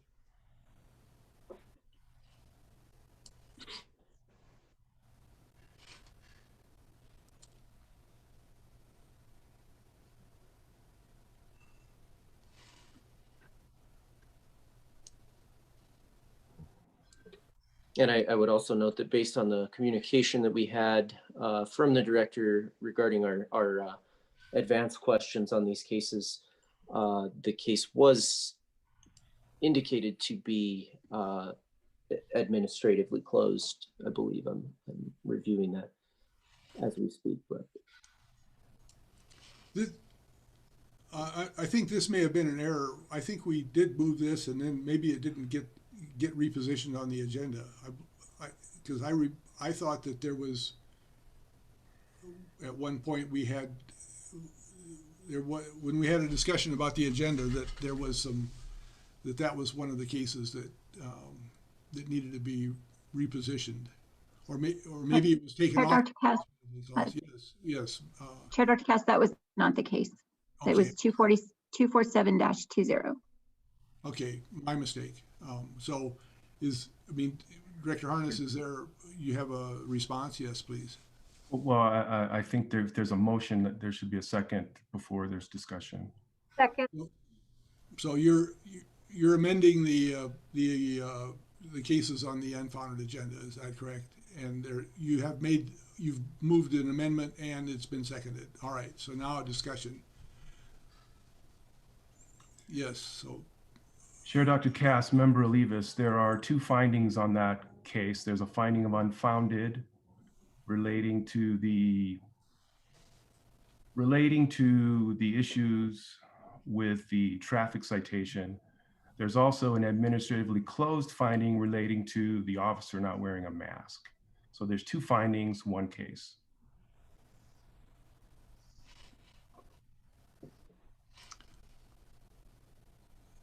Okay, so this was just, I'm just a little, I guess we don't see these that often where they have a split decision like that, where one is unfounded and the other is not. So I'm trying to, I think I would feel more comfortable if this was classified as administratively closed instead of unfounded. I understand the other being considered unfounded, and I'm not disputing that, but for example, when we have a case where we have a sustained violation, there's often, and in fact we have one tonight, where we have several unfounded pieces of that, and then we have a sustained piece as well, and we classified it as sustained. So I believe it wasn't sustained, it was other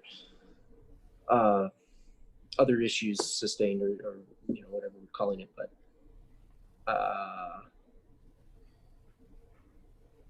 I guess I'm looking for help here. If anyone has an idea here, I would just prefer that this would be classified at the board level as administratively closed. I'm okay with the letter and everything as it is, just that we would move it to that part of the agenda so that it was classified as such. So is there any further discussion on this case? No, I concur with Eric.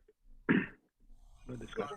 Well, you can do that during the vote, but I'm looking for, you know, is there a substantive discussion that you'd like to put forth on this before we put it to a vote as to whether to, essentially, you want to move this to the administratively closed part of the agenda, or make this an administratively closed case.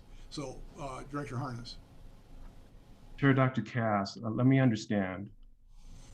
So there is an unfounded finding for a policy that is outlined in the letter, and there is an administratively closed finding for a violation of a special order.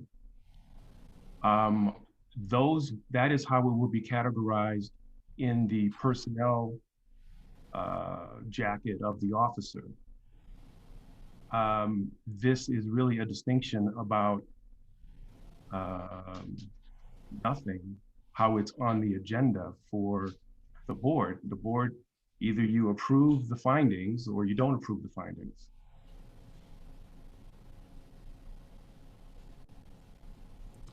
Why did we lump them in this way for the agenda? Chair Dr. Cass, Member Armijo Pruitt, simply for ease of tracking the case, would there make a difference in the outcome if it was listed as an administratively closed case on the agenda? I think that we're belaboring this a little too much. I think the issue here is whether we want to move it on our agenda. I concur with the director, and I agree that from the substantive standpoint of the officer's personnel file, that will be the way that it is seen. But I do think that at the board level, it's a little bit misleading to classify this as an unfounded case when it is in fact okay, Member Galloway. Administratively closed by being sustained. Member Galloway.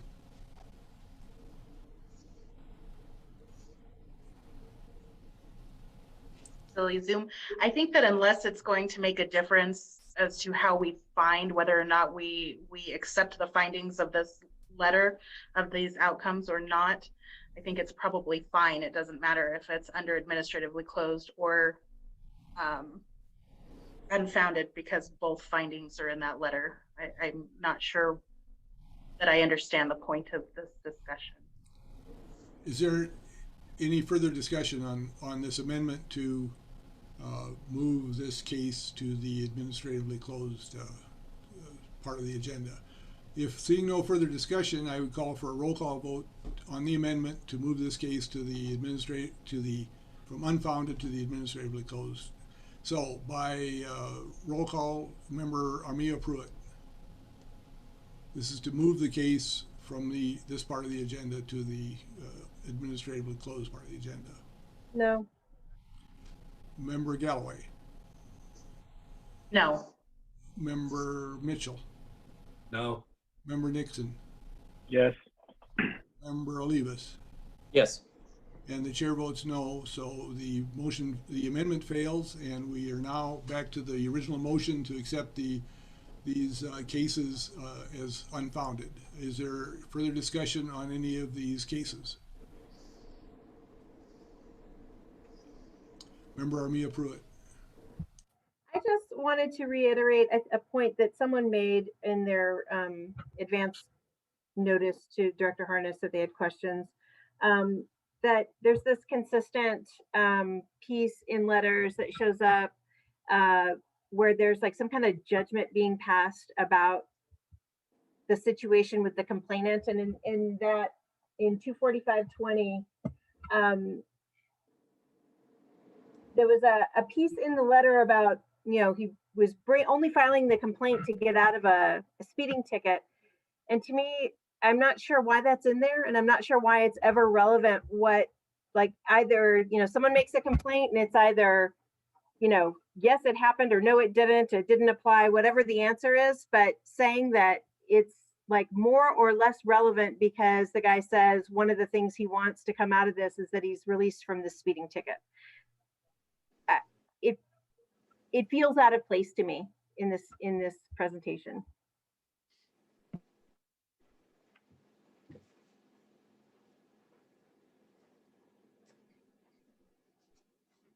I'm sorry, Member Olivas. Member Armijo Pruitt, I completely agree with you. I think that the editorializing on this is just not appropriate in that we are our agency's letters are to show fairness and impartiality, and I think that when you level a judgment like that, even if it's a minor case, and that may well be the reason that this complaint was filed, but I don't think that it has any bearing on the outcome of the investigation or the relevance of the complaint.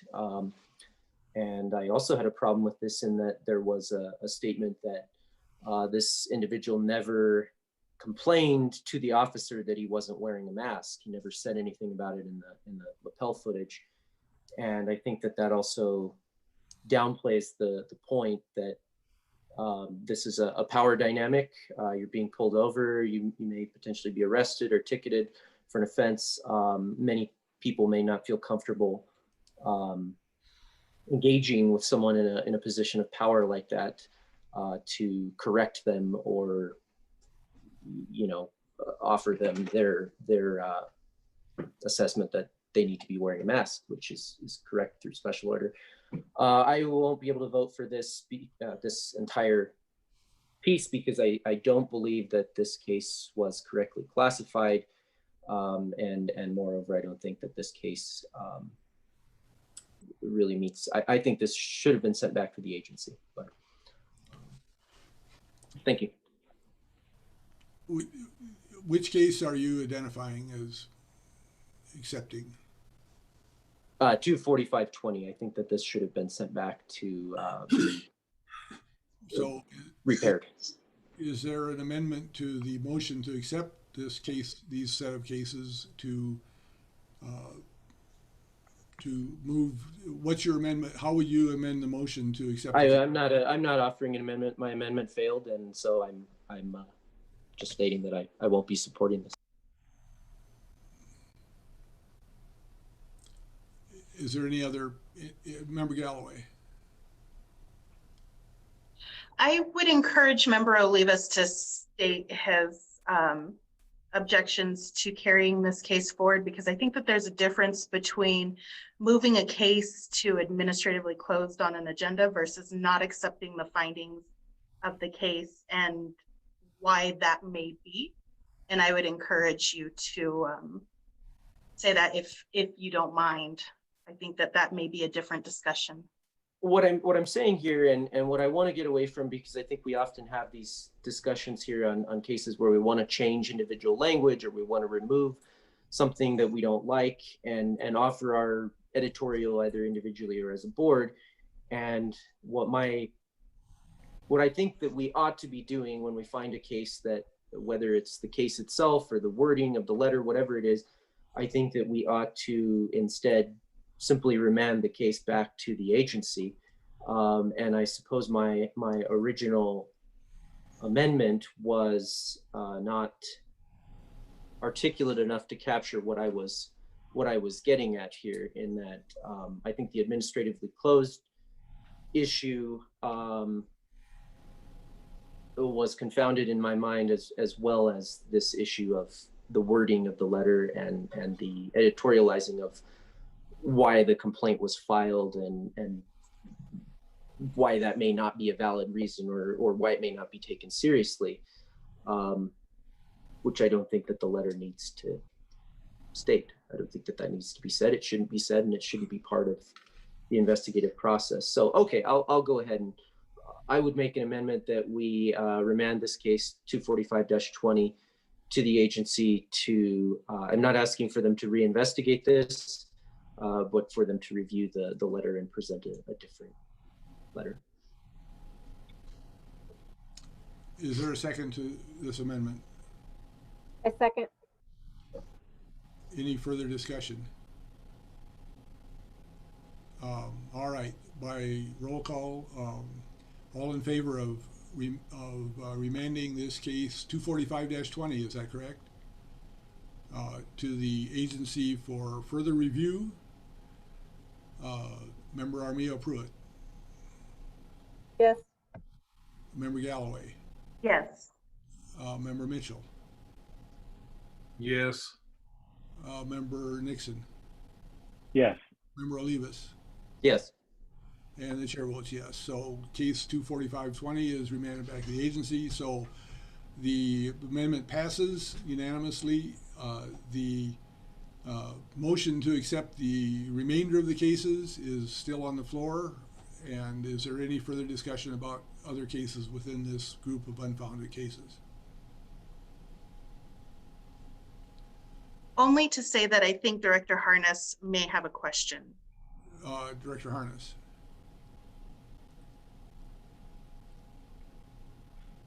Yes, thank you, Dr. Cass, Member Galloway. Please define for me the purpose of resending this case back. You have all of the investigative materials for 245-20. So do you disagree with the findings? So I made the amendment, so I'll act as the representative here. I believe I was fairly specific in saying that we did not want this reinvestigated. That was a specific part of the amendment. This is to ask the agency to reword this letter to remove the editorializing of why this complaint was filed, or why it is perceived it was filed. And my thinking here is, we've had this conversation about giving a why here, and the why here is this reflects on the agency and the board. And I believe, and based on the vote that the board just had, that the letter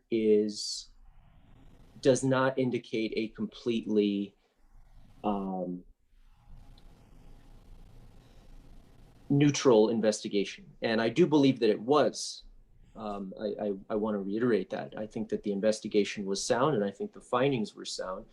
But I think that the letter just needs to be more matter of fact here, and not state any opinions or perceptions of the agency or the staff. So, and I don't want to dictate how that's done. I don't want to give you specific language. I think that your staff and yourself are very capable, and I think that this can be fixed quickly and easily by you and your capable staff. Chair Cass, Member Olivas, what in the letter is not based upon the factual statements from the complaint?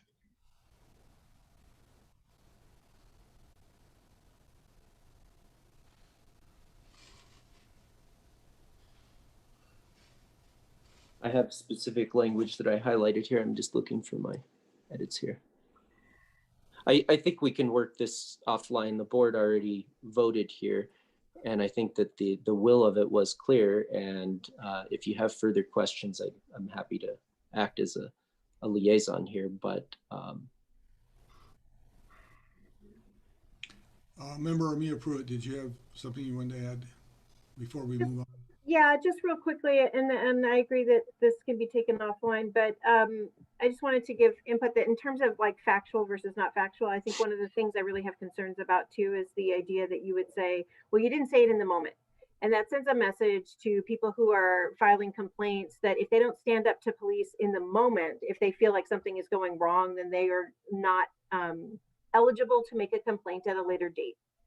And so that component of it, I think, is important to be removed.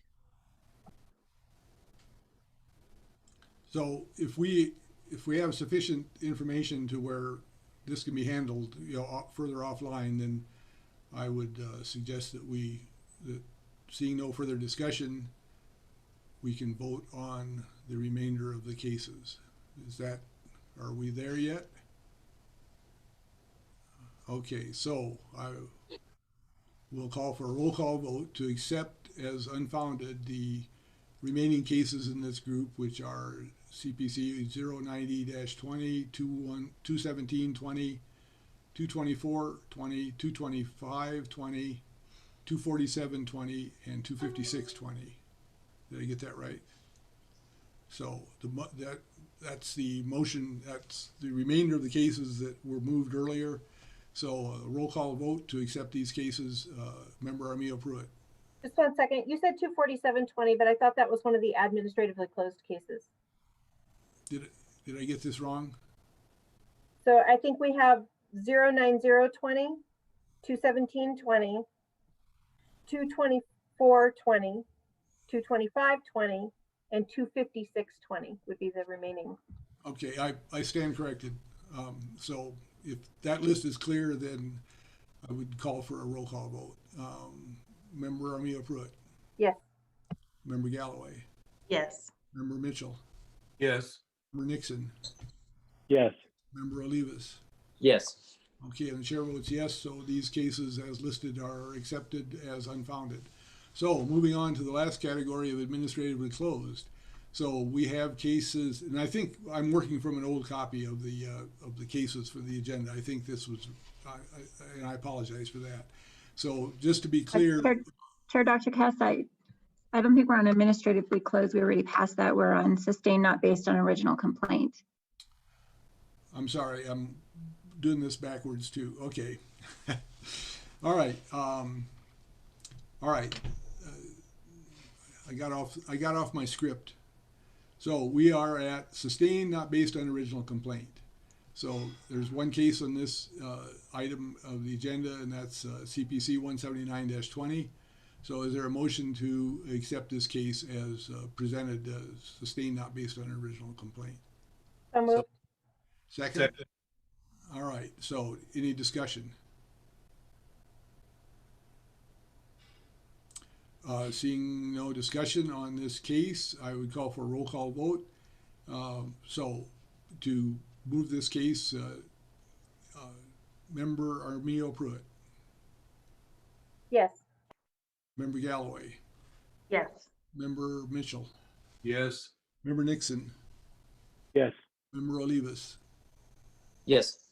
And the chair votes yes. So case CPC 179-20 has been accepted as sustained, not based on the original complaint. So we are at the next item on the agenda. If I can find my agenda.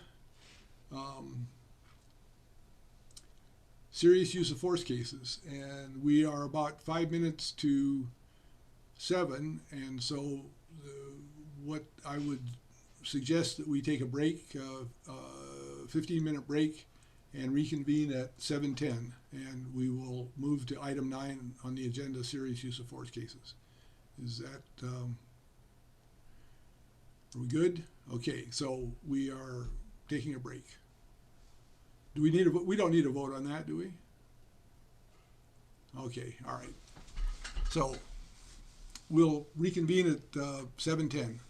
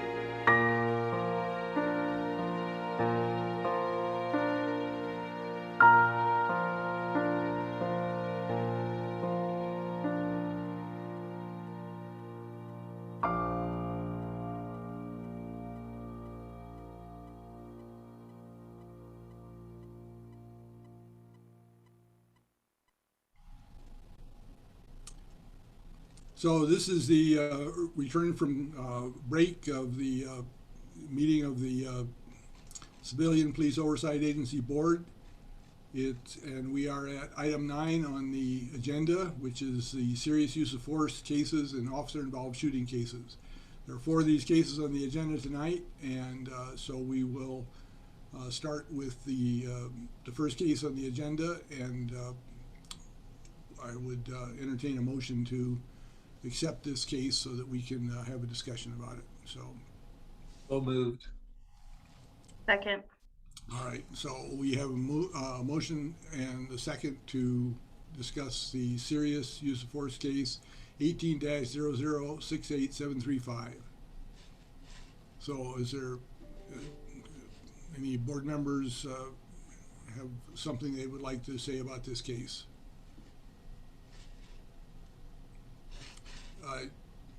We might want, just for background, let's, I think it'd be useful to have some description. This is a this is the use of deadly force, and the subject was killed in this encounter with the police. I believe this was the case Member Levis referred to earlier in the meeting regarding the several hours of a standoff followed by exchange of fire between the deceased individual and the police department, and this culminated with the use of a canine to, I believe, drag the body away from the gun that was nearby the body. Is that right? I mean, so I stand corrected if I've got that wrong. But so, is there any discussion about this case? Yeah, I wanted to say I believe the order of events here actually was there was the fatal shooting, then the bomb robot was used to remove the gun, drag the gun away from the body, and then the canine was used to drag the body away from the garage. And as I said in my earlier comments here, this is a situation that, based on the presentation, evolved over the course of nearly half a day or more, and resulted in the fatal use of force that occurred here. We saw about, I think, 1 minute in total of drone footage, state police drone footage, overhead footage. One snippet of, a matter of seconds showing the actual shooting, where this deceased comes out of the garage with a weapon and is fired upon by police at that point. And then another snippet of footage, again, a few seconds, showing the bomb robot removing the gun, and then another snippet of footage showing the dog. I think that's just completely inadequate for a case like this. Clearly, there had to have been thousands of hours of OBRD footage for this kind of incident. And I think that the drone footage was good. I mean, it was, a very obvious vantage point, and I think that it showed a lot. But I think that there is a lot of context here that wasn't. And if you look at some of the footage here, you can see a massive hole blown in this house where I'm assuming, I don't know if a machine was used to do that or what, but clearly there's a lot that happened here that wasn't shown. And then I think that I would like to hear what other members have to say about this, and Director Harness, but I was very concerned about the use of the canine at the end. I think that this seems very aggressive. I understand this was a tense situation, and this person that was shot was prepared to shoot. So I understand there was a lot of risk here, officer risk. But when he was laying there for certainly a good while, for the robot to move in and actually remove the gun must have taken quite a bit of time. Again, we're not privy to that because we didn't have all the footage, but that certainly took quite a bit of time. And then to send in this dog to drag this body out, it just didn't sit quite right for me, but I do understand there's officer safety issues that may have been at play there, but I'd like to hear what others have to say. Other member comments? I substantially agree with your analysis, and I was put off myself by the fact that the dog was used after the fact to drag this body out of the garage. I would suggest that, given the nature of this case and the lack of full information about it, that the board would not accept this case. That would be my position, that the board not accept this case and ask for a more complete investigative file before we make a decision on the case. So if that may shortcut the discussion, but if that's the will of the board, then I think we can take a vote on this. So but certainly I don't want to cut off the discussion. Does any other member have anything to say about this case before we take a vote? Member Galloway. So I agree about the dog at the end, but I was just going back through my email trying to find it. But if somebody could just remember with me, I seem to recall the suspect firing on officers before they returned fire. And so that, as far as the use of deadly force, seemed appropriate, but am I misremembering that? Didn't he fire before the officers returned fire? Okay. Yes, that's correct. Yeah, and so in my view, this isn't. I'm not trying to argue the merits of the case. I'm just suggesting that we don't have sufficient information, and given the severity of the case, I mean the gravity of the case, that we have an obligation to look at more complete information before we make a decision on that. So, is there any other discussion about this case before we take a vote as to accept it? I just would like to hear Director Harness's opinion, since he was at Force Review Board.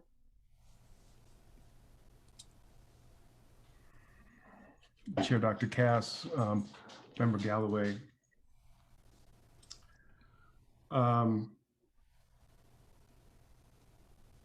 For my review of this case, I responded to the scene on the 17th of July in 2018.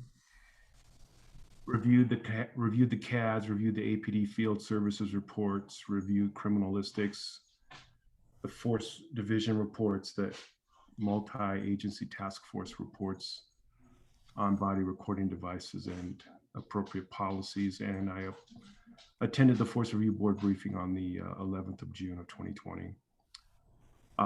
You essentially recited the facts. The suspect was a suspect in a homicide that occurred earlier in the day. There was a tactical activation, a standoff.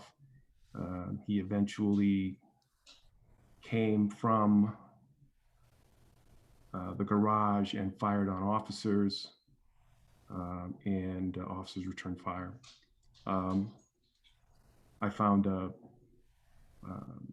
use of force to be within policy and exonerate the officer.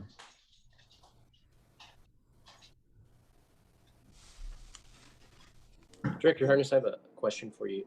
So is the only use of force we're evaluating here then, obviously on the scale of use of force, the most serious is the lethal use of force. So is that the only real thing we're evaluating here?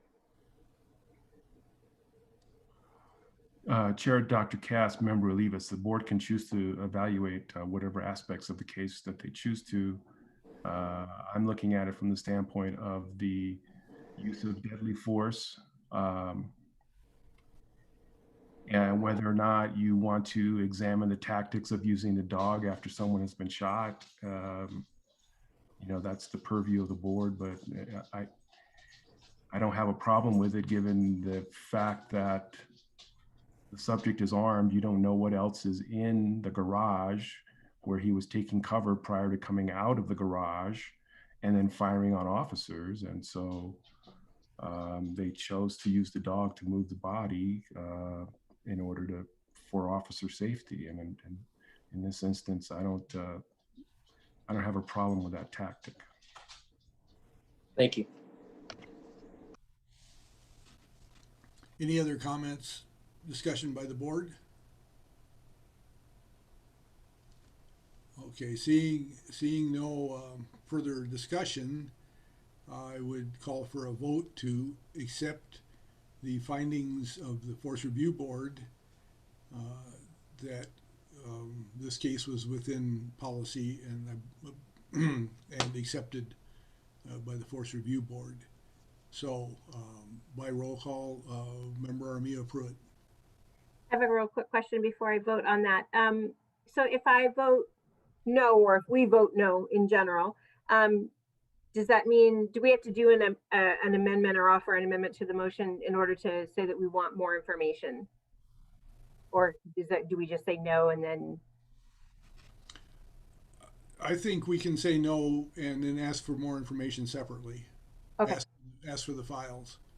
I mean, I think we can ask for these files and it's, you know, it's my position that, you know, we should have access to this information, and that if it hasn't been furnished, then and we have to ask for it after the fact, then we can do that.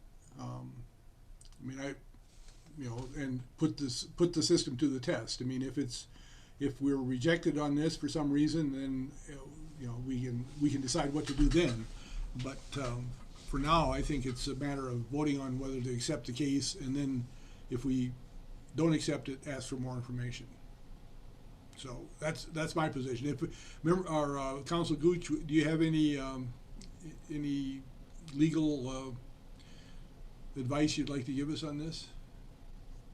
Chair Dr. Cass, Member Armia Pruitt, as I inquired of city legal, I have objection to the premise that you all are not provided with the underlying information in the first place. And so while I think a vote might be prudent, if that is what boards will, I do take issue with the idea you would need a vote in the first place to get those materials. So I wouldn't want it to be inferred or imply that there's precedent here that the board believes the vote is necessary, but it is instead taking whatever action it can to proceed as expeditiously as possible under the current circumstances.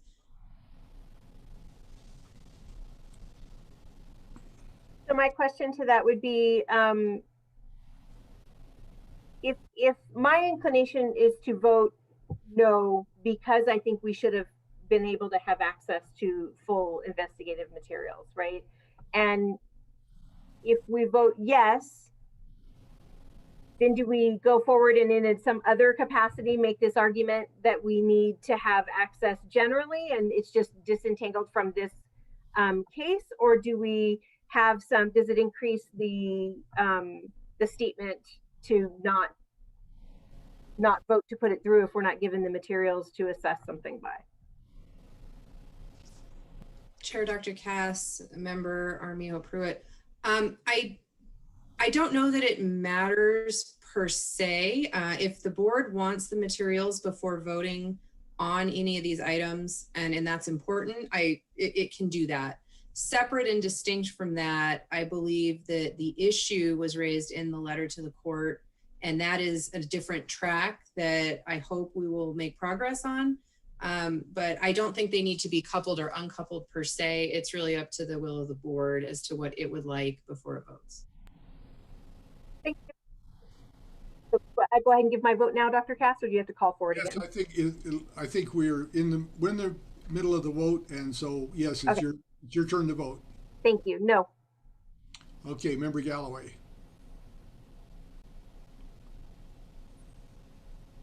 No. Member Mitchell, Yes. Member Nixon. Yes. I'm sorry, was that a yes? Yes. Member Olivas. Yes. And the chair votes no, so I believe the cases failed on the tie vote 3-3, accepting the case. So now we can take a separate action to ask for more information on this case. And then we would rehear this at a later time. So moving on to the next case, which is 19-002-9519. Rather than try to fumble through this case, I'll ask Director Harness to give us a summary of this case. So please. Chair Dr. Cass, a brief synopsis of this case. And this is evaluated under the old use of force policy because this incident happened prior to January of 2020. The subject in this case on which force was used was observed driving a silver truck that matched the description of a truck used in an armed kidnapping the day before. Officers utilized a spike belt and star chase in an attempt to stop the vehicle. The spike belt was successful. And then the officers surrounded the vehicle and tried to do a traffic stop. The subject refused to exit the vehicle. An enhanced CIT officer was on scene and began a dialogue with the subject, and that dialogue took place via phone for about 50 minutes. A tactical activation was concurrently authorized. And so they surrounded the vehicle with the tactical unit. After about 50 minutes of conversation with the ECIT officer, during this conversation, he admitted to having a gun on his lap. He exited the vehicle, but stood adjacent to the driver's seat and in between the driver's door and the vehicle. He was commanded to not reach back into the vehicle. However, he did make motions back into the vehicle. The canine was deployed, made contact with the subject on his left ankle, and he was placed in custody. Subject suffered minor injuries to his left ankle, and he was arrested.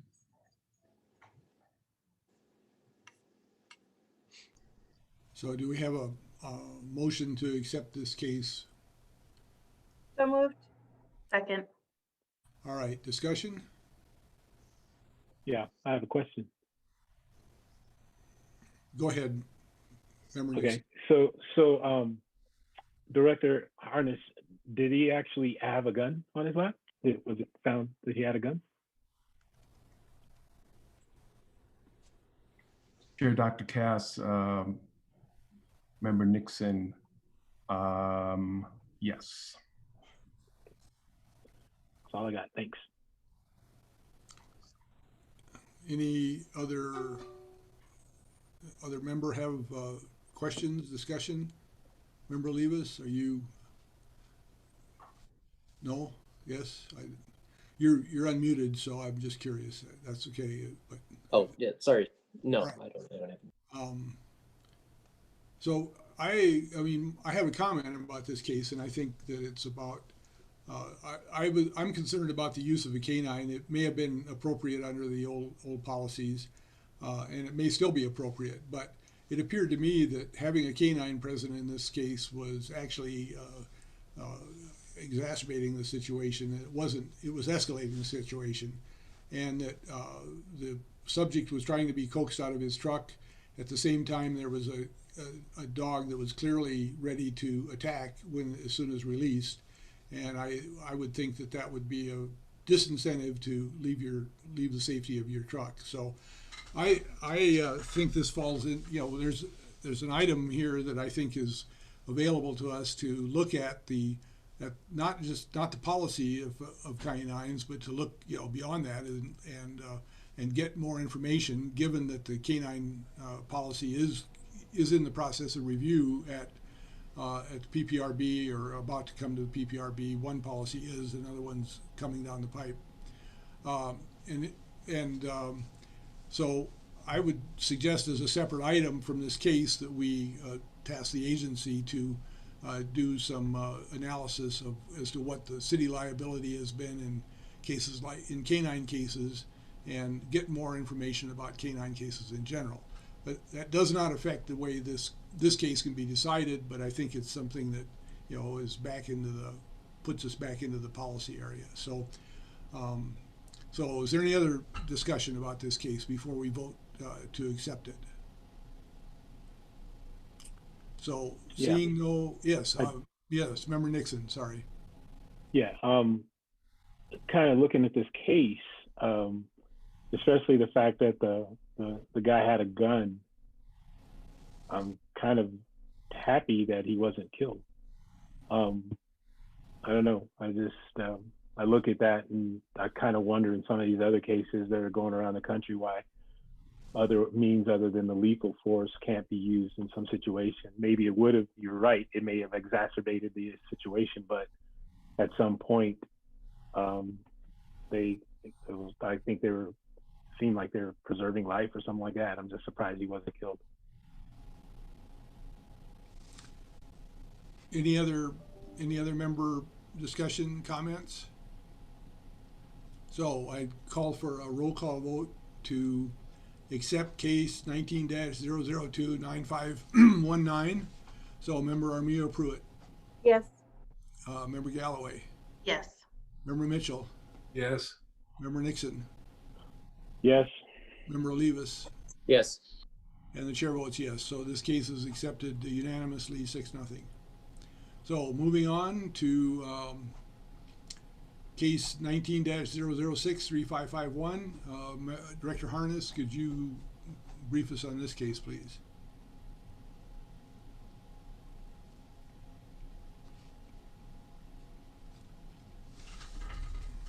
Sorry, excuse me, I've got too many cases open here at this point.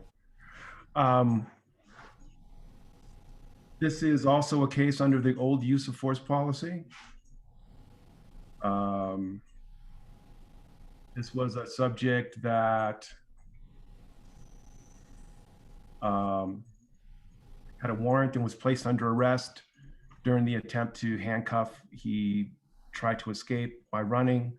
Officers eventually tackled him and used empty hand techniques to overcome his resisted handcuffing. He was handcuffed and arrested. Based upon the old policy, because a handcuff was on, this becomes a serious use of force. And I believe that the force was within policy. Can you enlighten me as to how it's changed this particular situation of being injured or while handcuffed, how it's different under the new policy? I think, I'm sorry, Chair Dr. Cass, I think this would be a level 2 because there was a complaint of injury, but there was no injury, so it would make it a level 2 and not a level 3. And level 3s are what the board is tasked with reviewing at this point. Okay, thank you. So is there any discussion by the board?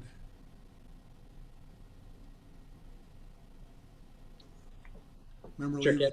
Dr. Sorry, have you motioned accept? Or did Director Harness just give his synopsis? I'm sorry, if we haven't had a motion to accept this case, then I would call for a motion to accept it, but I thought we had. I think I had moved and someone seconded. I don't know. Maybe I'm thinking of the last one. Yeah, I don't think we had a motion on this one, but I'll move to accept. Okay, second. All right, so we have a motion and a second to accept this case. We've had a synopsis of the case given by Director Harness. Is there any discussion by the board? Member Olivas. Thank you, Chair Cass. I guess my only concern here is kind of more with the process or the format, which sort of goes back to my concern earlier. And I wonder if this doesn't somewhat tie into some of the things that that we're seeing in IMR 12 and other instances.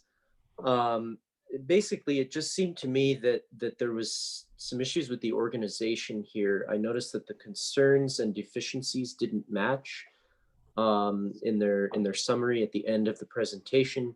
They raised, I can't remember if they raised concerns, but then those concerns weren't reflected in the deficiencies, or if it was vice versa, where they showed no concerns, but then found deficiencies. And I think that certainly those two should be intertwined. And it just seems like some of these are not, totally well organized, and I imagine there's some of a learning curve going on over there, and these are somewhat older cases, so I imagine they're working through some of these things. But I think I noticed that in another case as well, that there was some of these things in the summary that it didn't match between pages, and I don't think it changes the underlying conditions of the case, but I think it's worth noting. All right, duly noted. Any other comment, discussion by members? So seeing no further discussion, I'd call for a vote to accept the findings in this case, 19-00635551. Member Armijo Pruitt. Yes. Member Galloway. Yes. Member Mitchell. Yes. Member Nixon. Yes. Member Levis. Yes. And the chair votes yes, so this case is accepted 6-0. Moving on to case 19-006888. We have a motion to accept this case. So moved. Second. All right, so we have a motion and second to accept this case. Director Harness, can you give us a synopsis? Sure, Dr. Cass. Yes, this is also being reviewed under the old policy. This subject was arrested for involvement in a domestic violence situation in which he sustained injuries. He was taken to the hospital. While at the hospital, he became combative while officers attempted to try to get his treatment in. They were trying to handcuff him arm in arm to a chair. He became combative. They had to, what I would used to call decentralize him, put him onto the floor in order to handcuff him. Thus, under the old policy, it constituted a serious use of force. I found the force to be within policy. Discussion, members?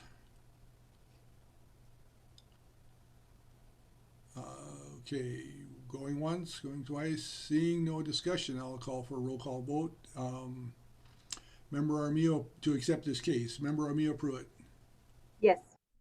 Member Galloway. Yes. Member Mitchell. Yes. Member Nixon. Yes. Member Olivas. Yes. And the chair votes yes, so this case is accepted unanimously. So we have, yes, Member Galloway. I think that this is the one where there was some discussion about a lack of policy around members of the public or civilians having access to vehicles and equipment. I believe that one of the officers asked for a member of the medical staff to retrieve some items from his car. I'm concerned that there's no policy around that, given ride-alongs and instances like this. And I think that I would ask that the Policy and Procedure Committee take a look at that and perhaps bring some recommendations for the board to make to APD. It was the security staff. Yeah, I think we can defer to the agency to see if there is a policy. I mean, I believe that he was reprimanded for not following the policy. So I believe there is a policy. I mean, it's. No, I'm looking at it right now and it said the concern that's listed is not accounted for in policy or training. And I think that's why it flagged for me that policy and procedure might ought to take a look at that. Okay, all right, duly noted.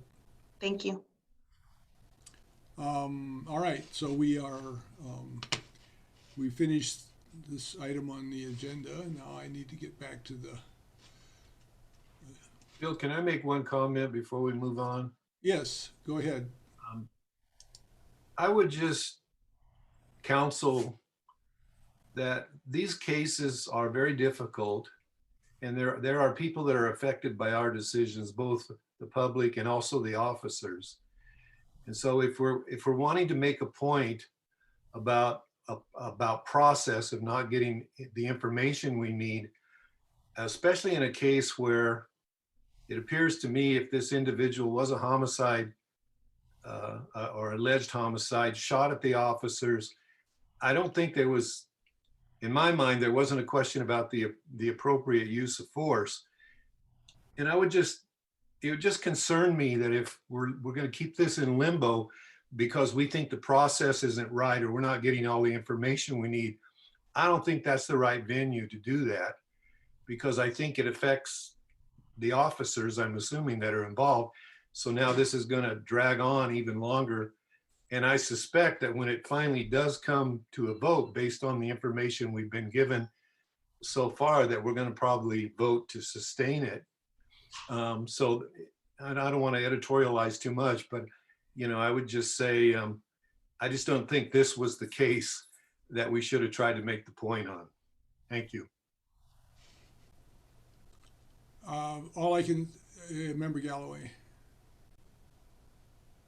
I think I agree with Member Mitchell, and I kind of hem-hawed on that vote myself, because for me, it's not so much an issue of the use of deadly force. It is whether or not the use of the canine was appropriate. And if you are for sure dealing with a deceased individual, then I don't know that it would necessarily be considered a use of force.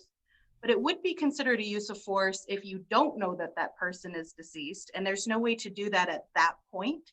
And so having additional information for whether or not the use of canine was appropriate as a use of force is, I think, a thing to look at. I think it's an important part of that case to look at again. So I appreciate this, but I think we've moved past this point, and I think we're at a, you know, we've made the decision. Yes, Council Gooch, would you like to weigh in here? Thank you, Chair Dr. Cass. I just was going to point out before you moved away from this agenda item, I believe the board voted to not approve that particular use of force case, but I'm not sure the board voted or made any recommendation about asking for the details or the missing information. I believe you said you would go back to it, and I just would like to remind you about that before you move to the next agenda item. And it was my understanding that it wasn't necessarily prudent to take a vote. It was neither necessarily prudent or necessary to take a board vote to ask for more information, that that we could request more information without without a board vote. I mean, if you think that's the appropriate way to proceed, then I misunderstood. But yes, we can, before we move away, we can call for a board vote to ask for more information on this case. For Dr. Cass, Honorable Board, I think that would be the prudent course, because that was my understanding of what the intent was as part of the vote. So all these things that we've considered, I mean, I recognize your concern, Member Mitchell, about keeping things in limbo, and what I would ask is that if we request this information, that that we expedite this case as quickly as we can once we've received the information to rehear it. But I would remind everyone that this is a case that's well over, I believe it's a 2018 case, so it's been a long time in getting this far, and I think one more month of delay is not going to be, send the wrong message. I mean, it's, in fact, I think it may send a better message to say that we're serious about having sufficient information to review these cases, and we do want to come to the right decision. So, having said that, I would ask for a vote or I will move that we ask for more information for this case, including the. I'm not sure we want all the videos, but I believe we need access to the underlying investigative files that IAFD has put together. So that would be my motion, is to ask for the underlying investigative information associated with this case. So is there a second? Second. Okay, so any discussion? Seeing no discussion, all in favor of asking? Well, wait. Member Mitchell, yes? Is the question going to be specifically about the use of the canine after the shooting, or is the question the whole case? I think my motion intended to be the whole case, not the use of the canine, not just the use of the canine. I mean, I consider that the important part of this case. Whether the decision is to accept the case as found by the FRB and recommended by Director Harness, I think is, that's an outcome to be determined. There's probably not much doubt about it, but it's the kind of thing we're going to vote on. But I think it's the most serious part of this case. I mean, it's a human life, so does that answer your question? So it's the, Yeah, I just wanted to make sure it was case clear. file, basically. Yeah. Okay. Yeah, Member Olivas. This is probably a question for Councilor Gooch, but I thought that there was one of your concerns was about setting a precedent, the board setting a precedent if we start asking for this information on each case. Do we then set a precedent, or is there some way to do this without doing so? Because I do have concern about that, particularly since your interpretation is that the ordinance would not require us to vote as such.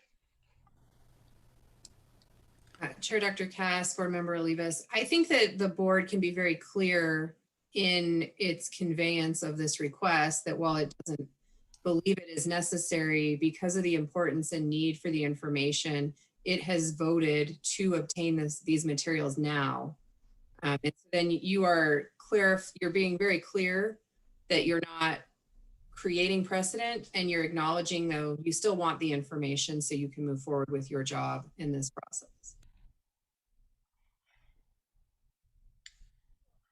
Thank you. Any other comments? Yeah, Director Harness.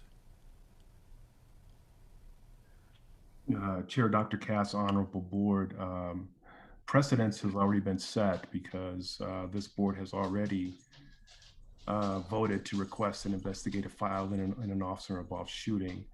And I don't recall the case off the top of my head, but you've already done that, and the information was provided to you through the Smart Link online, the information minus Garrity. So the precedence has already been set. Thank you.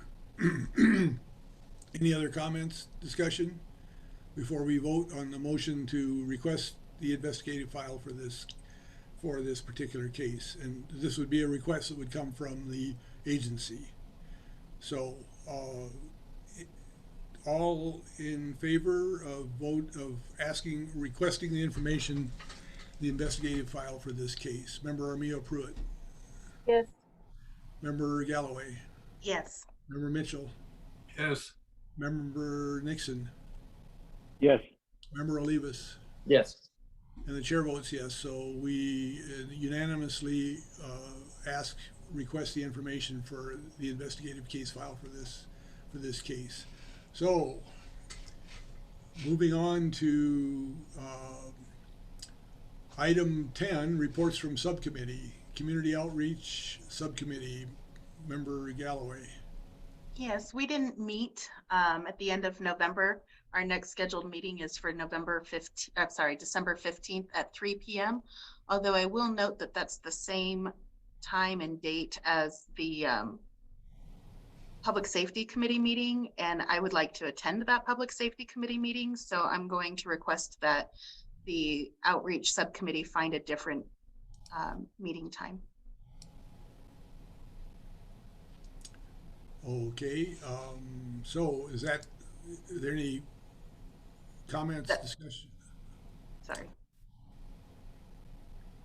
All right, any questions for Member Galloway regarding this?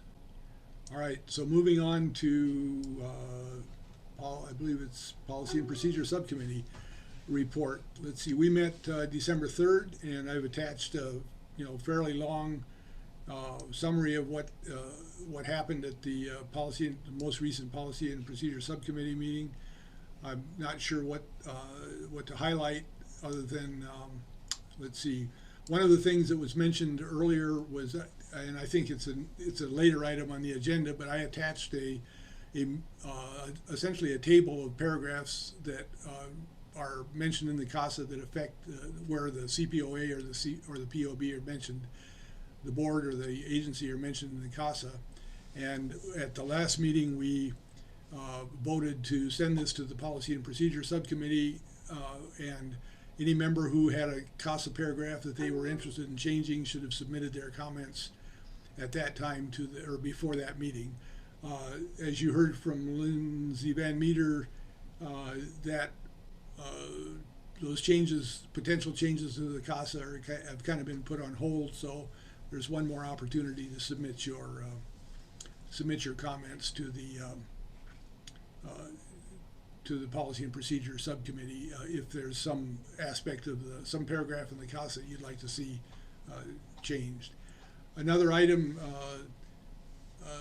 trying to highlight this and not go through this in detail, but one of the actions or lack of action was that the meeting to consider review of SOP 352, which is the policy on policies, was postponed or canceled and has not yet been rescheduled while it's in city legal for review. But I think this is an important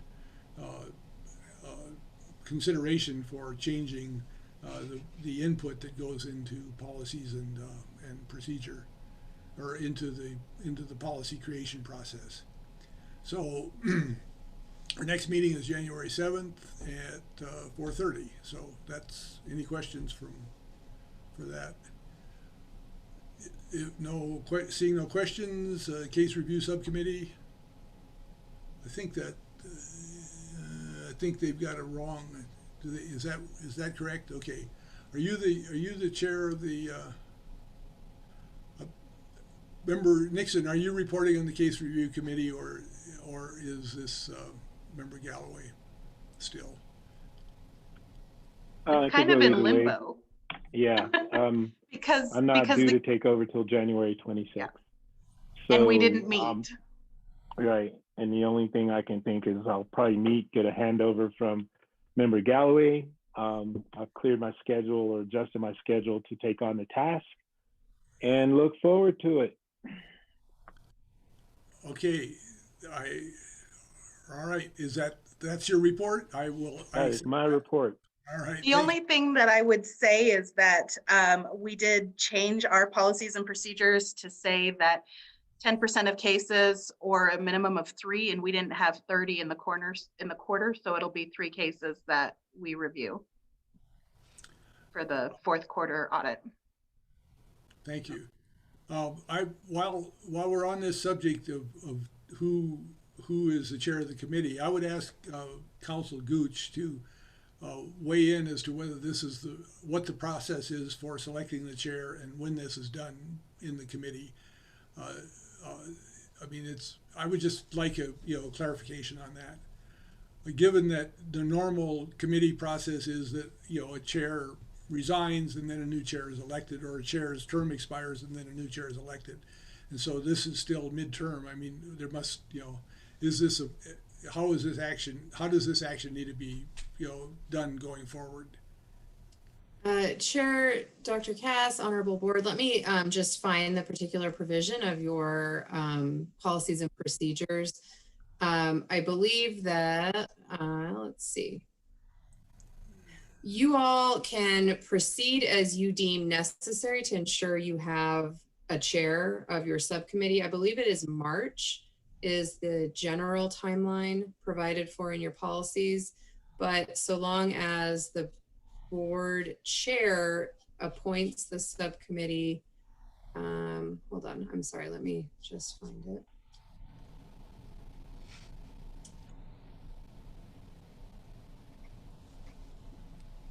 So your provisions provide as follows. Each subcommittee shall elect a chairperson at the first meeting of the board in the month of March of each calendar year or upon vacancy of an office to fill the remaining term.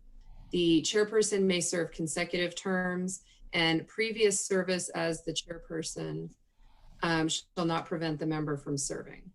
So in this instance, I believe so long as the board,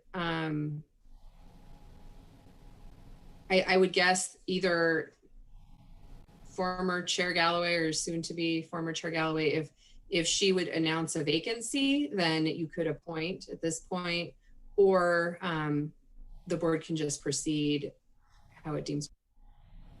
Yes, Member Galloway. So just for historical sake, I was serving as chair of that committee until March when Member Waits took over as chair and was elected chair. And then Member Waits resigned from the board and I kind of got de facto placed back as chair. So we hadn't actually elected a replacement chair for Member Waits. And we were tasked to do so by Board Chair Cass. And the first month that we had a meeting afterwards, Member Nixon wasn't available, though he had expressed interest. So we waited until last month when we met. So we didn't really have a chair, just to say that. I think I've heard too much. Okay, so it seems to me it's a moot point until there's some until you meet and you have a committee and you can easily conduct an election at that time. No, we did that last month. Okay, we have now elected Member Nixon to chair that committee. So you weren't the chair, and so now Member Nixon is the chair. All right, thank you. All right, moving on. Chair Cass? Yes. On the agenda item, it also states that for case review that they have to do the selection for the fourth quarter audit cases. So if they could just announce those cases that will be for review. So I don't know, Member Nixon, if you had an opportunity to review that email that I sent you, but I can quickly come up with that if it's all right by you as our new chair of the committee. I have all that info available. That'd be fine, thank you. Okay, bear with me. Can we circle right back to that as I run it? We can table this or defer it until later in the agenda and come back to it if you think you can solve this in real time. And so let's defer that and move on to the Personnel Subcommittee report. Thank you, Chair Cass. The Personnel Subcommittee met on November the 30th, Monday, November 30th. All members were present. We had a discussion and review of the board's directive to carry out the 2020 Executive Director's Evaluation, and I presented the minor edits that were suggested and approved by the board. We agreed that this evaluation for the 2020 cycle is prepared to move forward as of on or around January 1st. We intend to work with staff at the agency to get those materials distributed to the appropriate individuals, and we hope and are required, frankly, by the new changes to the policies and procedures of the board to have that process completed by, I believe it is April. And I think we're well on our way to completing that, given that we have basically everything ready to go at the beginning of January when the year ends. We also had a discussion as referred by the board around incorporating the feedback of CPCs as it relates to the CPC ordinance and the responsibilities it specifically assigns to the executive director. Our plan for addressing that at the current time, we've drafted a letter that we will be sending to the CPC Council of Chairs in the near future to invite them to a meeting, again, to discuss how we can incorporate their feedback of the director, and specifically as it relates to the responsibilities assigned to the director under the new CPC ordinance. So we plan to be sending that and having that meeting at our January personnel subcommittee meeting. We also had some discussions of some other issues that we'll perhaps revisit in the future. We also discussed the 2019 Executive Director's Evaluation, and we will be completing the committee's portion of that work during the December meeting. And it's my intent and the subcommittee's intent to finalize that for board review and possible board action at the January meeting. And that is for the 2019 Executive Director's Evaluation. We had a very good response rate for our survey, and we're just in the process of finalizing our data analysis and data gathering efforts there. So I think we're moving forward rapidly on that.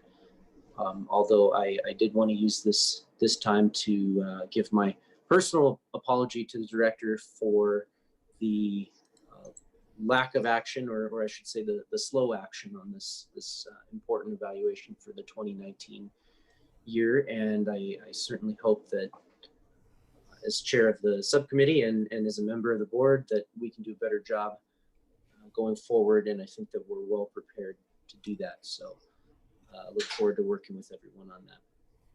Our next meeting will be December 28th at 3 p.m. And again, the main topic at that meeting is anticipated to be the finalization of that 2019 evaluation. I'll stand for questions. If there's no questions for Member Olivas, then are you ready? Do you have anything ready for your audit for the case review subcommittee audit? So I do. We'll come back to that. All right. I'm ready. It's so the 3 cases that we'll be reviewing as part of the 4th quarter audit are case number 225-20, case number 160-20, and case number 097-20. And I went through the randomizer too, so thank you. Yeah, that's fine. Okay, so are we good there? Any more business for reports from subcommittees before we go on to discussion and possible action items? So if there's no more business in reports from subcommittees, then we are at item 11, the discussion and possible action items.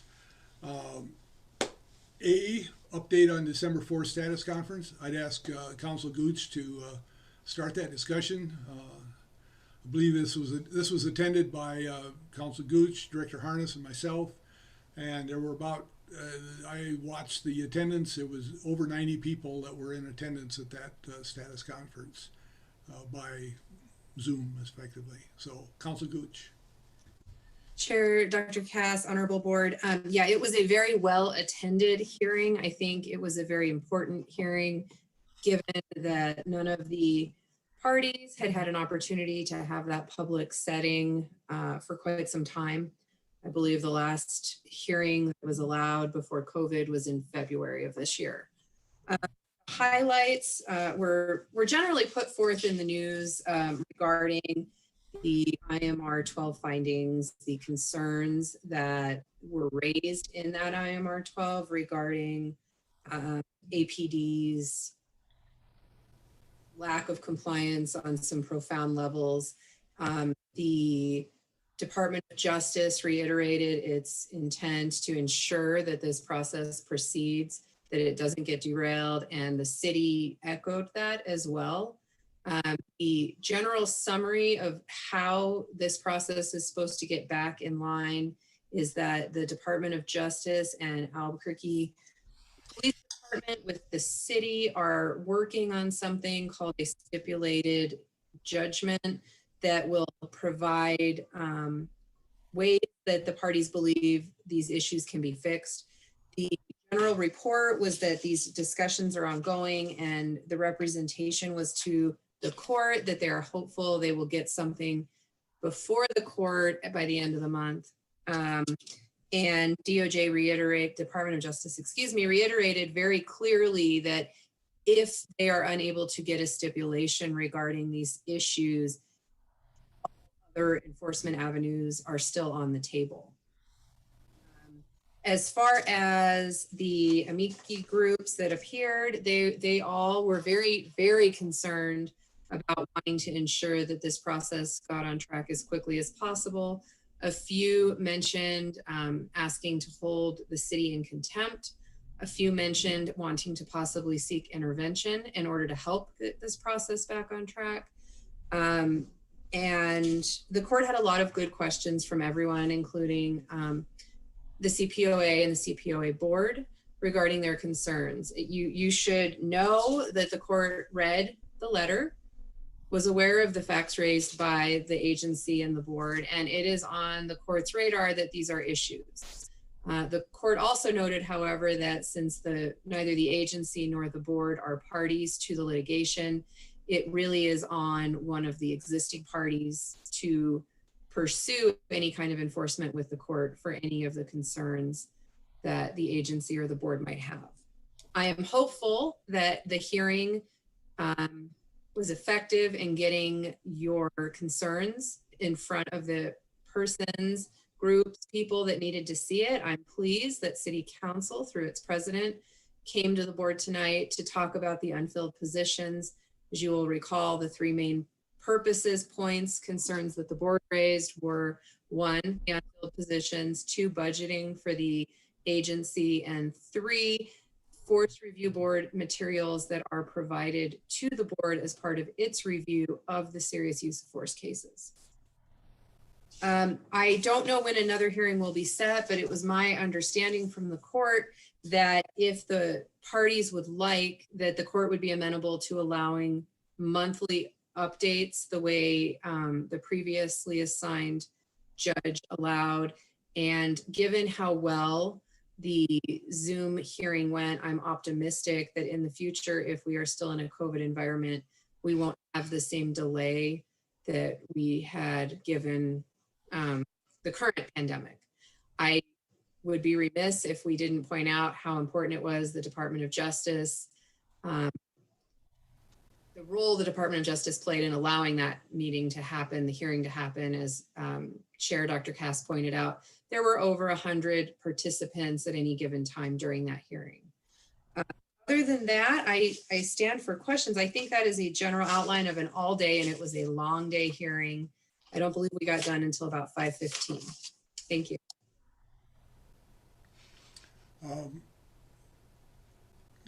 Director Harness, do you have anything you'd like to add to this?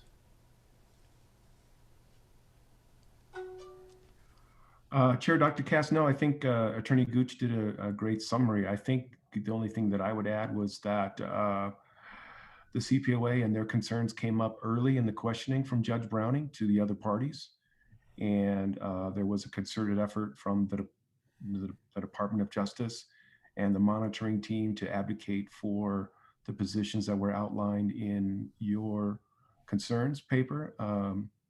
And so I thought it was a good day for the CPOA and the status conference, albeit the need for us to find a stakeholder, or I'm sorry, a party to actually advocate for us in front of the court.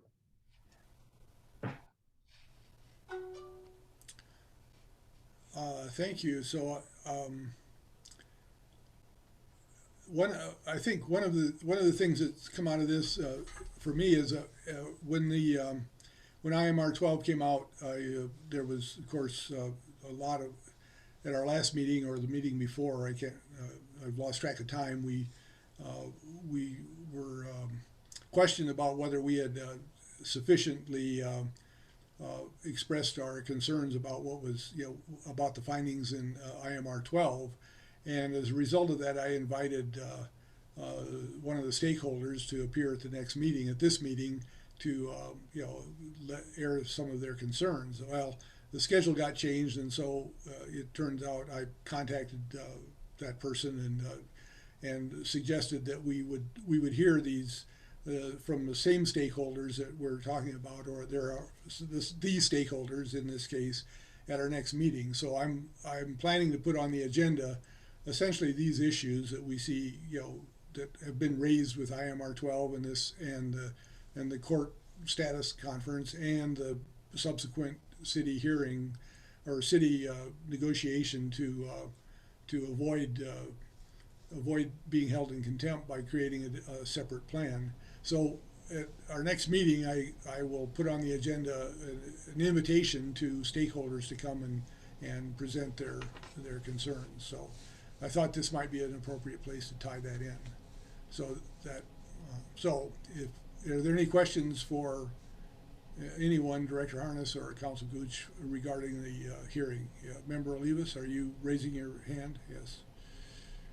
Yes, thank you, Dr. Cass. I guess this is for both Councilor Gooch and Director Harness. I'm wondering what you recommend the next steps for the board are. I know that we're certainly working to through the policy subcommittee to work on our proposed revisions to the CASA through the city. But I'm just sort of wondering what your take is on where the board goes next based on your interpretation of the hearing.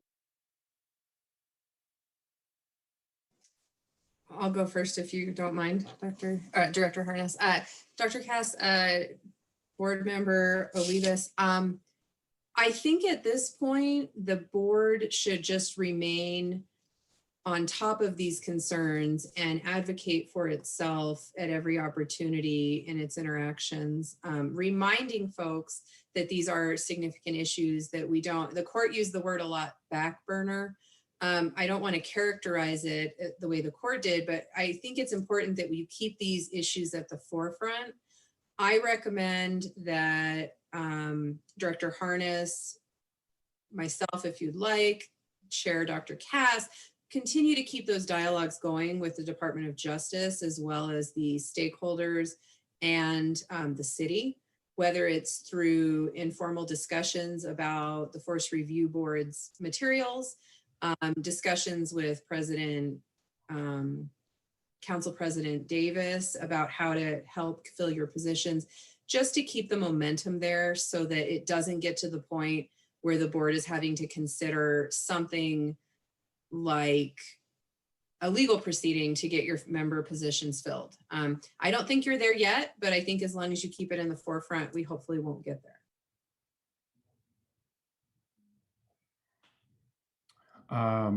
Chair Dr. Cass, I don't really have anything to add. I think that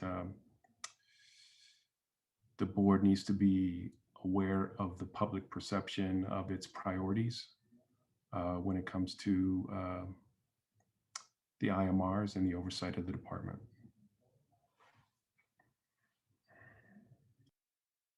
I guess I want to expand on that a little bit, Director Harness, and see if I can probe your thinking a little more there. So with regards to the global issues that were raised in IMR 12, and certainly it's not the first time that we've seen some of these issues raised, and many of them, or several of them, are not necessarily directly related to the board. They're not targeting the board or the agency in those paragraphs. But going forward, I think we want the city, the community wants this board to be the monitor in the future, when that's no longer the case, which now seems like it may be a long time. But nevertheless, I think we have to position ourselves for that. And I'm wondering how we in some ways become more relevant to some of those discussions that are happening, and assist the parties in moving in the direction of real constitutional policing practices. Chair Dr. Cass, Member Olivas, I think that I would disagree with the point that it's not directly an issue for the board, because it simply wasn't in the paragraphs that are addressed by the CPOA. As Associate Monitor Giaquinto pointed out in our meetings, is that force is the underlying issue for the settlement agreement, and why the Department of Justice and the monitoring team are in place. And while the Department of Justice and the city are crafting solutions to resolve its issues with force investigations, to this point, the board hasn't taken any position and has been silent on what that should look like. How should this department get its arms around its force investigations, and what are the possible solutions? So that I think that there needs to be vigorous debate with public input as to what that crafted settlement should look like, as opposed to it being dictated by the Department of Justice. I appreciate that, and I think that that's good, a good place that we need to go. I thank you for that. Any other questions, discussion about this item? If there's no further discussion, this was just for information purposes. I don't believe there's any action required. I'm looking to see if, all right, no, I don't see any hands raised. So we will move on to item B, which is the CPOA Board Appeal Checklist. So Council Gooch. Thank you, Chair Dr. Cass, Honorable Board. This is the written form of the checklist that was discussed at last month's board meeting. I am happy to answer any questions anyone has about it, but otherwise, don't think there's much discussion on my end, at least. So I think is it appropriate here to ask for a motion to accept this as our guidance for conducting appeals? Or it may be well known, or should it be well known already, but perhaps having this in a short, succinct list will help us stay on track here. So I would ask for a motion to accept this appeal checklist as the guidance for appeals, that the board should follow. So moved. Second. All right, any discussion? Clarifying question. We're not proposing to insert this into our policies and procedures, anything of that sort. This is just guidance. I mean, the intent, I guess I framed the motion, but I would say that it should just be, it should be, kept as guidance. If it becomes part of the record of this meeting, then I think we have a record that this is the guidance that we're following. So without inserting it into the policies and procedures. I mean, I believe it's a restatement, or maybe it's a fairly close statement of what's already in our policies and procedures. Council Gooch, do you have can you set me straight on that? Chair Dr. Cass, Board Member Olivas, that's correct. I would call it a tool to help the board. I don't believe it needs to be inserted in your policies. I think, as Chair Dr. Cass has said, it's there, but this is just supposed to help streamline the decision making to make sure that your record on an appeal is real clear when you come back from any kind of closed session and render your decision. So is there any other discussion, questions about this? Seeing no further discussion, I call for a roll call vote. Member Armijo Pruitt? Yes. Member Galloway? Yes. Member Mitchell? Yes. Member Nixon? Yes. Member Olivas? Yes. And the chair votes yes, so we accept this as guidance as presented unanimously by the board, 6-0. So we're at item C, the 2021 CPOA board schedule. And I don't know who's going to present the schedule. Is it, other than it's been attached to the, it was attached to the agenda, and I don't know if it's worth going through this. It's I believe what's called for, what's been done in the past, and what's appropriate. So if we can have a motion to accept this schedule. Yes, Member Galloway. I'll move to accept, but I just have a question when we get to discussion. Second. All right, so discussion? We have on the November meeting, November 4th. Is that a typo, or is there a reason that that's not the second week, the second Thursday?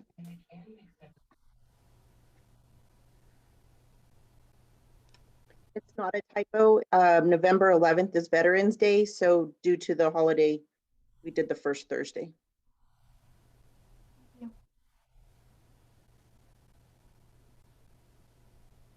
Any other questions? November's a long way away. All right, so seeing no further discussion, we have a motion to accept the 2021 meeting schedule as explained, presented.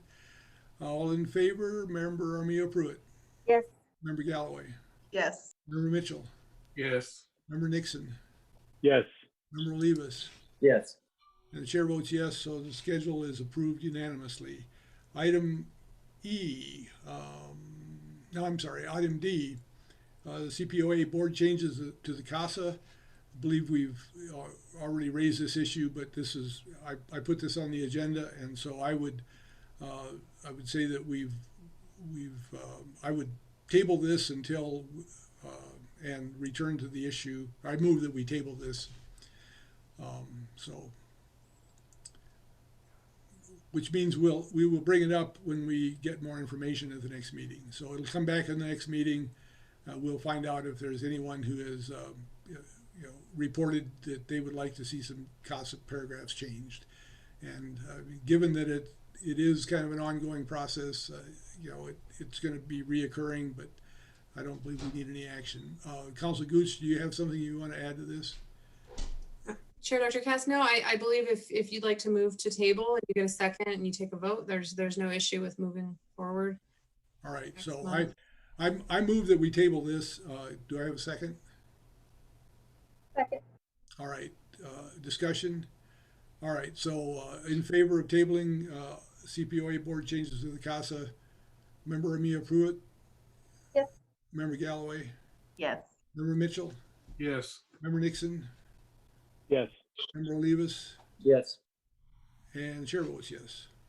So we've moved to table this unanimously.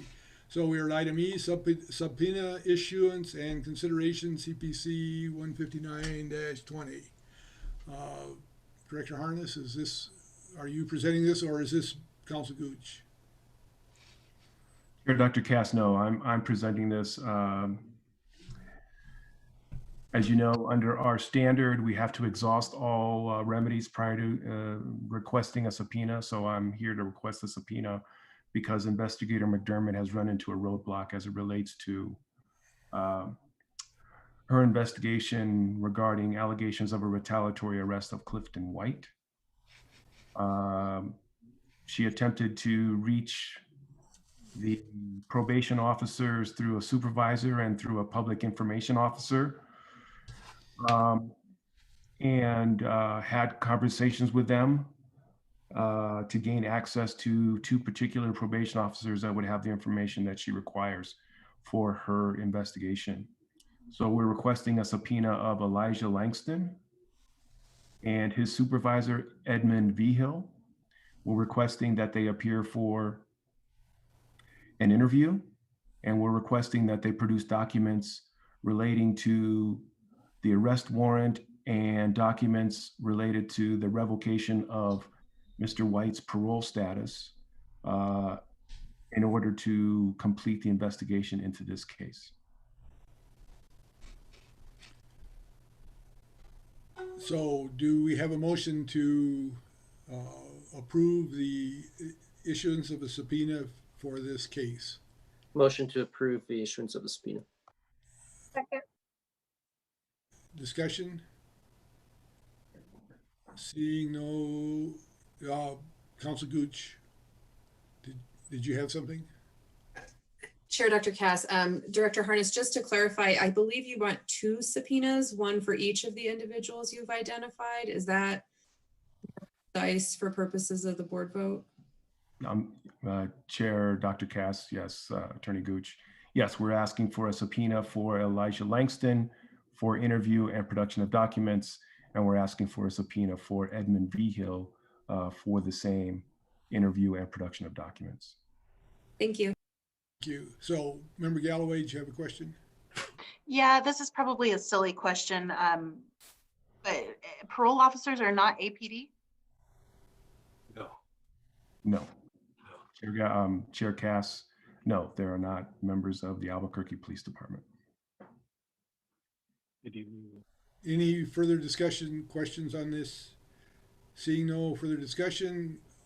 Council Gooch, do I need to clarify the motion? Does it need to be specific to one individual, or are we good to do them both in one motion? Chair Dr. Cass, Member Olivas, you can leave them in one motion. And if anyone has an issue with one versus the other, I would expect to hear an amendment from someone. So to be clear, we are voting on a motion to issue 2 subpoenas in the case of Clifton, or in the case of CPC 159-20. So is that sufficiently unambiguous to do what we want to do? Okay, so we have a motion on the floor. It's been seconded. I see no further discussion or questions, so I will call for a vote. Member Armijo Pruitt. Yes. Member Galloway. Yes. Member Mitchell. Yes. Member Nixon. Yes. Member Olivas. Yes. And the chair votes yes, so the motion to issue subpoenas in this case is approved unanimously by the board. We are at item F, APD SOP 1-15 Air Support Unit Recommendation Letter. I believe this is your item, Member Olivas. Thank you, Dr. Cass. Briefly, I'm not going to read the letter here. I think everyone's had ample time to review this. This is a letter that was recommended out of the Policy and Procedures Subcommittee. This is a policy that is up for review at APD through the policy review process. The main concern here that we've outlined in our letter regards to removal of, I believe it was section M, that was previously a self-review of the unit. The unit would review the number of flying hours, the number of arrests that it was involved in or directed arrests, fuel costs, all those sorts of things to basically measure the performance of this unit. As you can imagine, the air support unit is one of the most expensive units in the department, just given the cost of the equipment, helicopters, airplanes, maintenance that goes along with those, jet fuel, training costs, all the other things that we can imagine go with that. And we know that there are privacy concerns with the use of a helicopter over a large city like ours, as well as noise concerns. But on the flip side, we know there's also great benefits to officer safety and civilian safety, as the helicopter can pursue vehicles and fleeing felons in a more covert and safe manner than ground units can. So we note that there's a balance to be had there. There's nothing inherently negative about this unit, nor do I think we express that in our letter. We just express the desire for the department to include an evaluation process for the unit to ensure that the costs of the unit justify, to ensure that the performance and benefits of the unit justify the costs. And I think that the removal of this, so in their policy revision process, they removed this section that was in the previous policy I think the removal of that is greatly to the detriment of the policy and the community at large. And I think that we also comment in this letter on the need for more of this type of section to be added to more policies, because many of these policies or units that the policies govern, for example, a K-9 unit may be another, or there's different units that we can talk about this with that maybe do not have enough of an evaluation process associated with their policy component. And I think that the monitoring team also notes that APD is in many cases lacking in their ability to self-analyze and self-correct. So I would ask that the board consider a motion to adopt this letter and send this off to APD as part of their consideration for this policy review. I'll second. Discussion on this letter? I will, seeing no other hands raised, I would like to say that I think there's a couple of important issues here, and I think it's some that one is we've been working on for a long time, and that is to get more evaluative type of information in the policy review process. And I think the best place that can be inserted is at the OPA meeting, the Office of Policy Analysis meeting, which is the first step in the review of a policy. But that seems to me it's going to require a change in their SOP 352, which is something else we've been advocating. So I think this is another step along those lines, and I think it's in parallel, and I think it's a good step to make these kinds of recommendations for evaluation.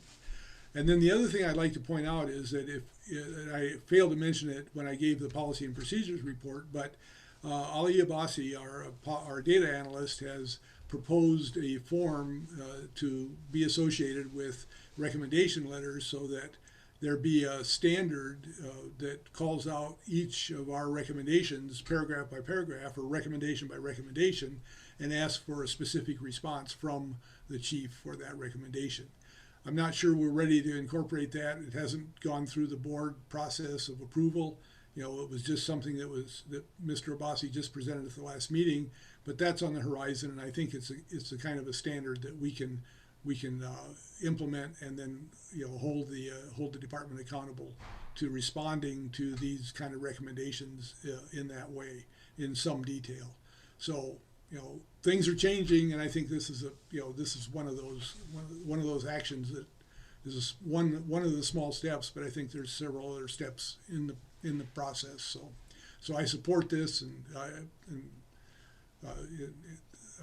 I'll ask for any other comments from the board. So is there any other comment from the board? Looking.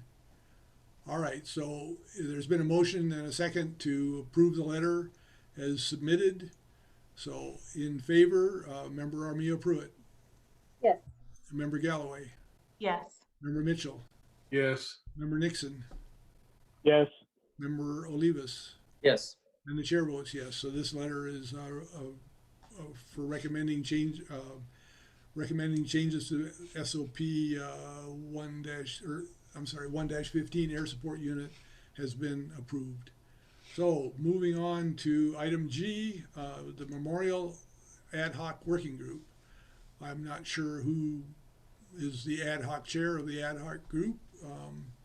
So is there anyone who would like to report on the progress of the ad hoc working group? I believe that was comprised of Member Olivas, Member Galloway, and Member Nixon. Is that correct? You're mostly nodding your heads. Okay. So Member Olivas. I guess I'm by default here. I'm the only one. I tried to put somebody on the spot. So we did. I believe we reported on our last meeting at the last meeting. I can't recall, but we did have a meeting to to start our process of researching and trying to get ourselves better informed on where we need to go with this. And we've agreed to connect on this in the near future here to circle back around with where we're at and what members have learned.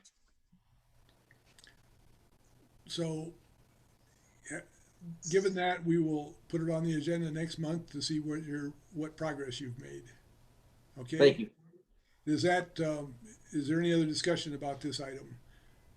If there is no other discussion, we are at item 12, meeting with council pending pending litigation or personnel issues. I would entertain a motion to move into closed session where pursuant to NMSA 1978 section 10-15-1H2, we will limit our discussion to personnel matters.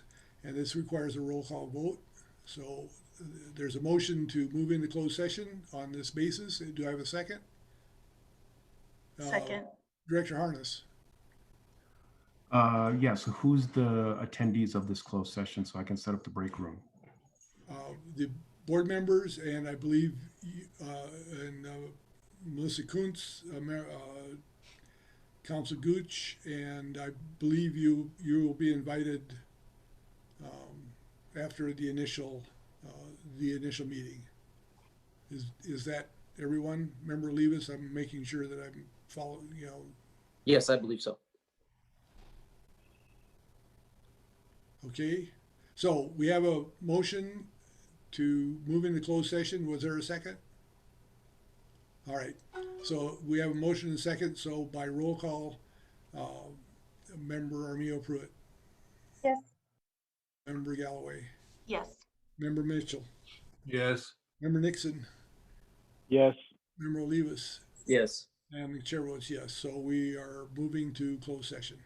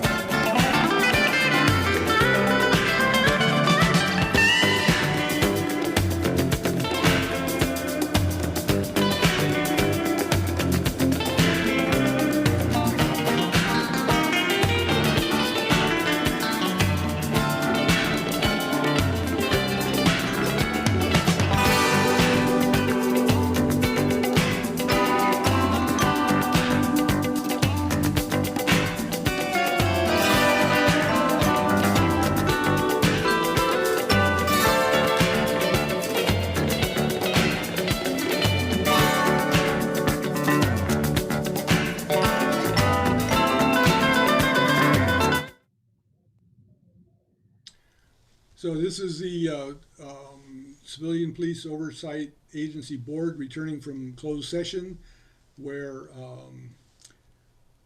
meeting for the purpose of personnel discussions was held, and only personnel issues were discussed. And so I need a motion to come back from closed session pursuant to New Mexico NMSA 1978, Section 10-15-1 H2. So do I have a motion to return from closed session? So moved. Okay, second. Second. Member Armijo Pruitt. Yes. Member Galloway. Yes. Member Mitchell. Yes. Member Nixon. Yes. Member Olivas. Yes. And the board votes to return from closed session. So we're back in open session, and I would like to say that I have something I want to say, but I want to be careful how I say it.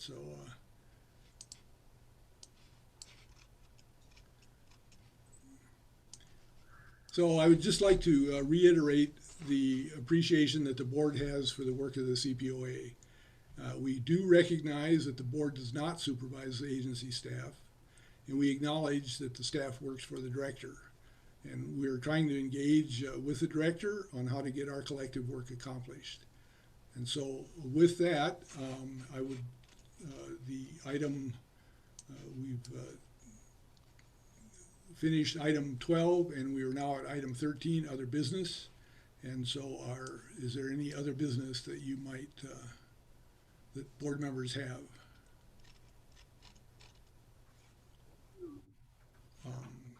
So I have just, I think I mentioned, I have a couple of announcements I'd like to make. One is that there are 2 member terms who are expiring at the end of, early next year, in March, I believe, or February.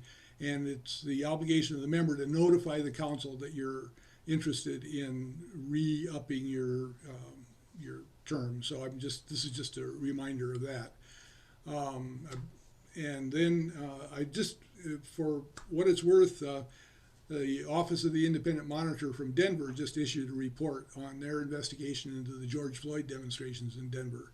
And it's a really good report. It was sent out. I got a copy because I don't know, I've had some connection with the office with the Denver office. They've been a constant attendee at NACOL conferences, and they're a very well functioning agency.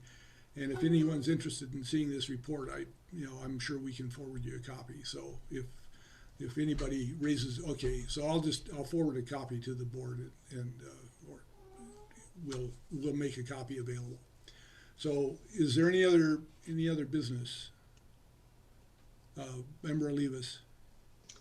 Just very quickly, I wanted to reiterate that I think it's important that members attend these public safety meetings so that we can maintain an ongoing dialogue with City Council.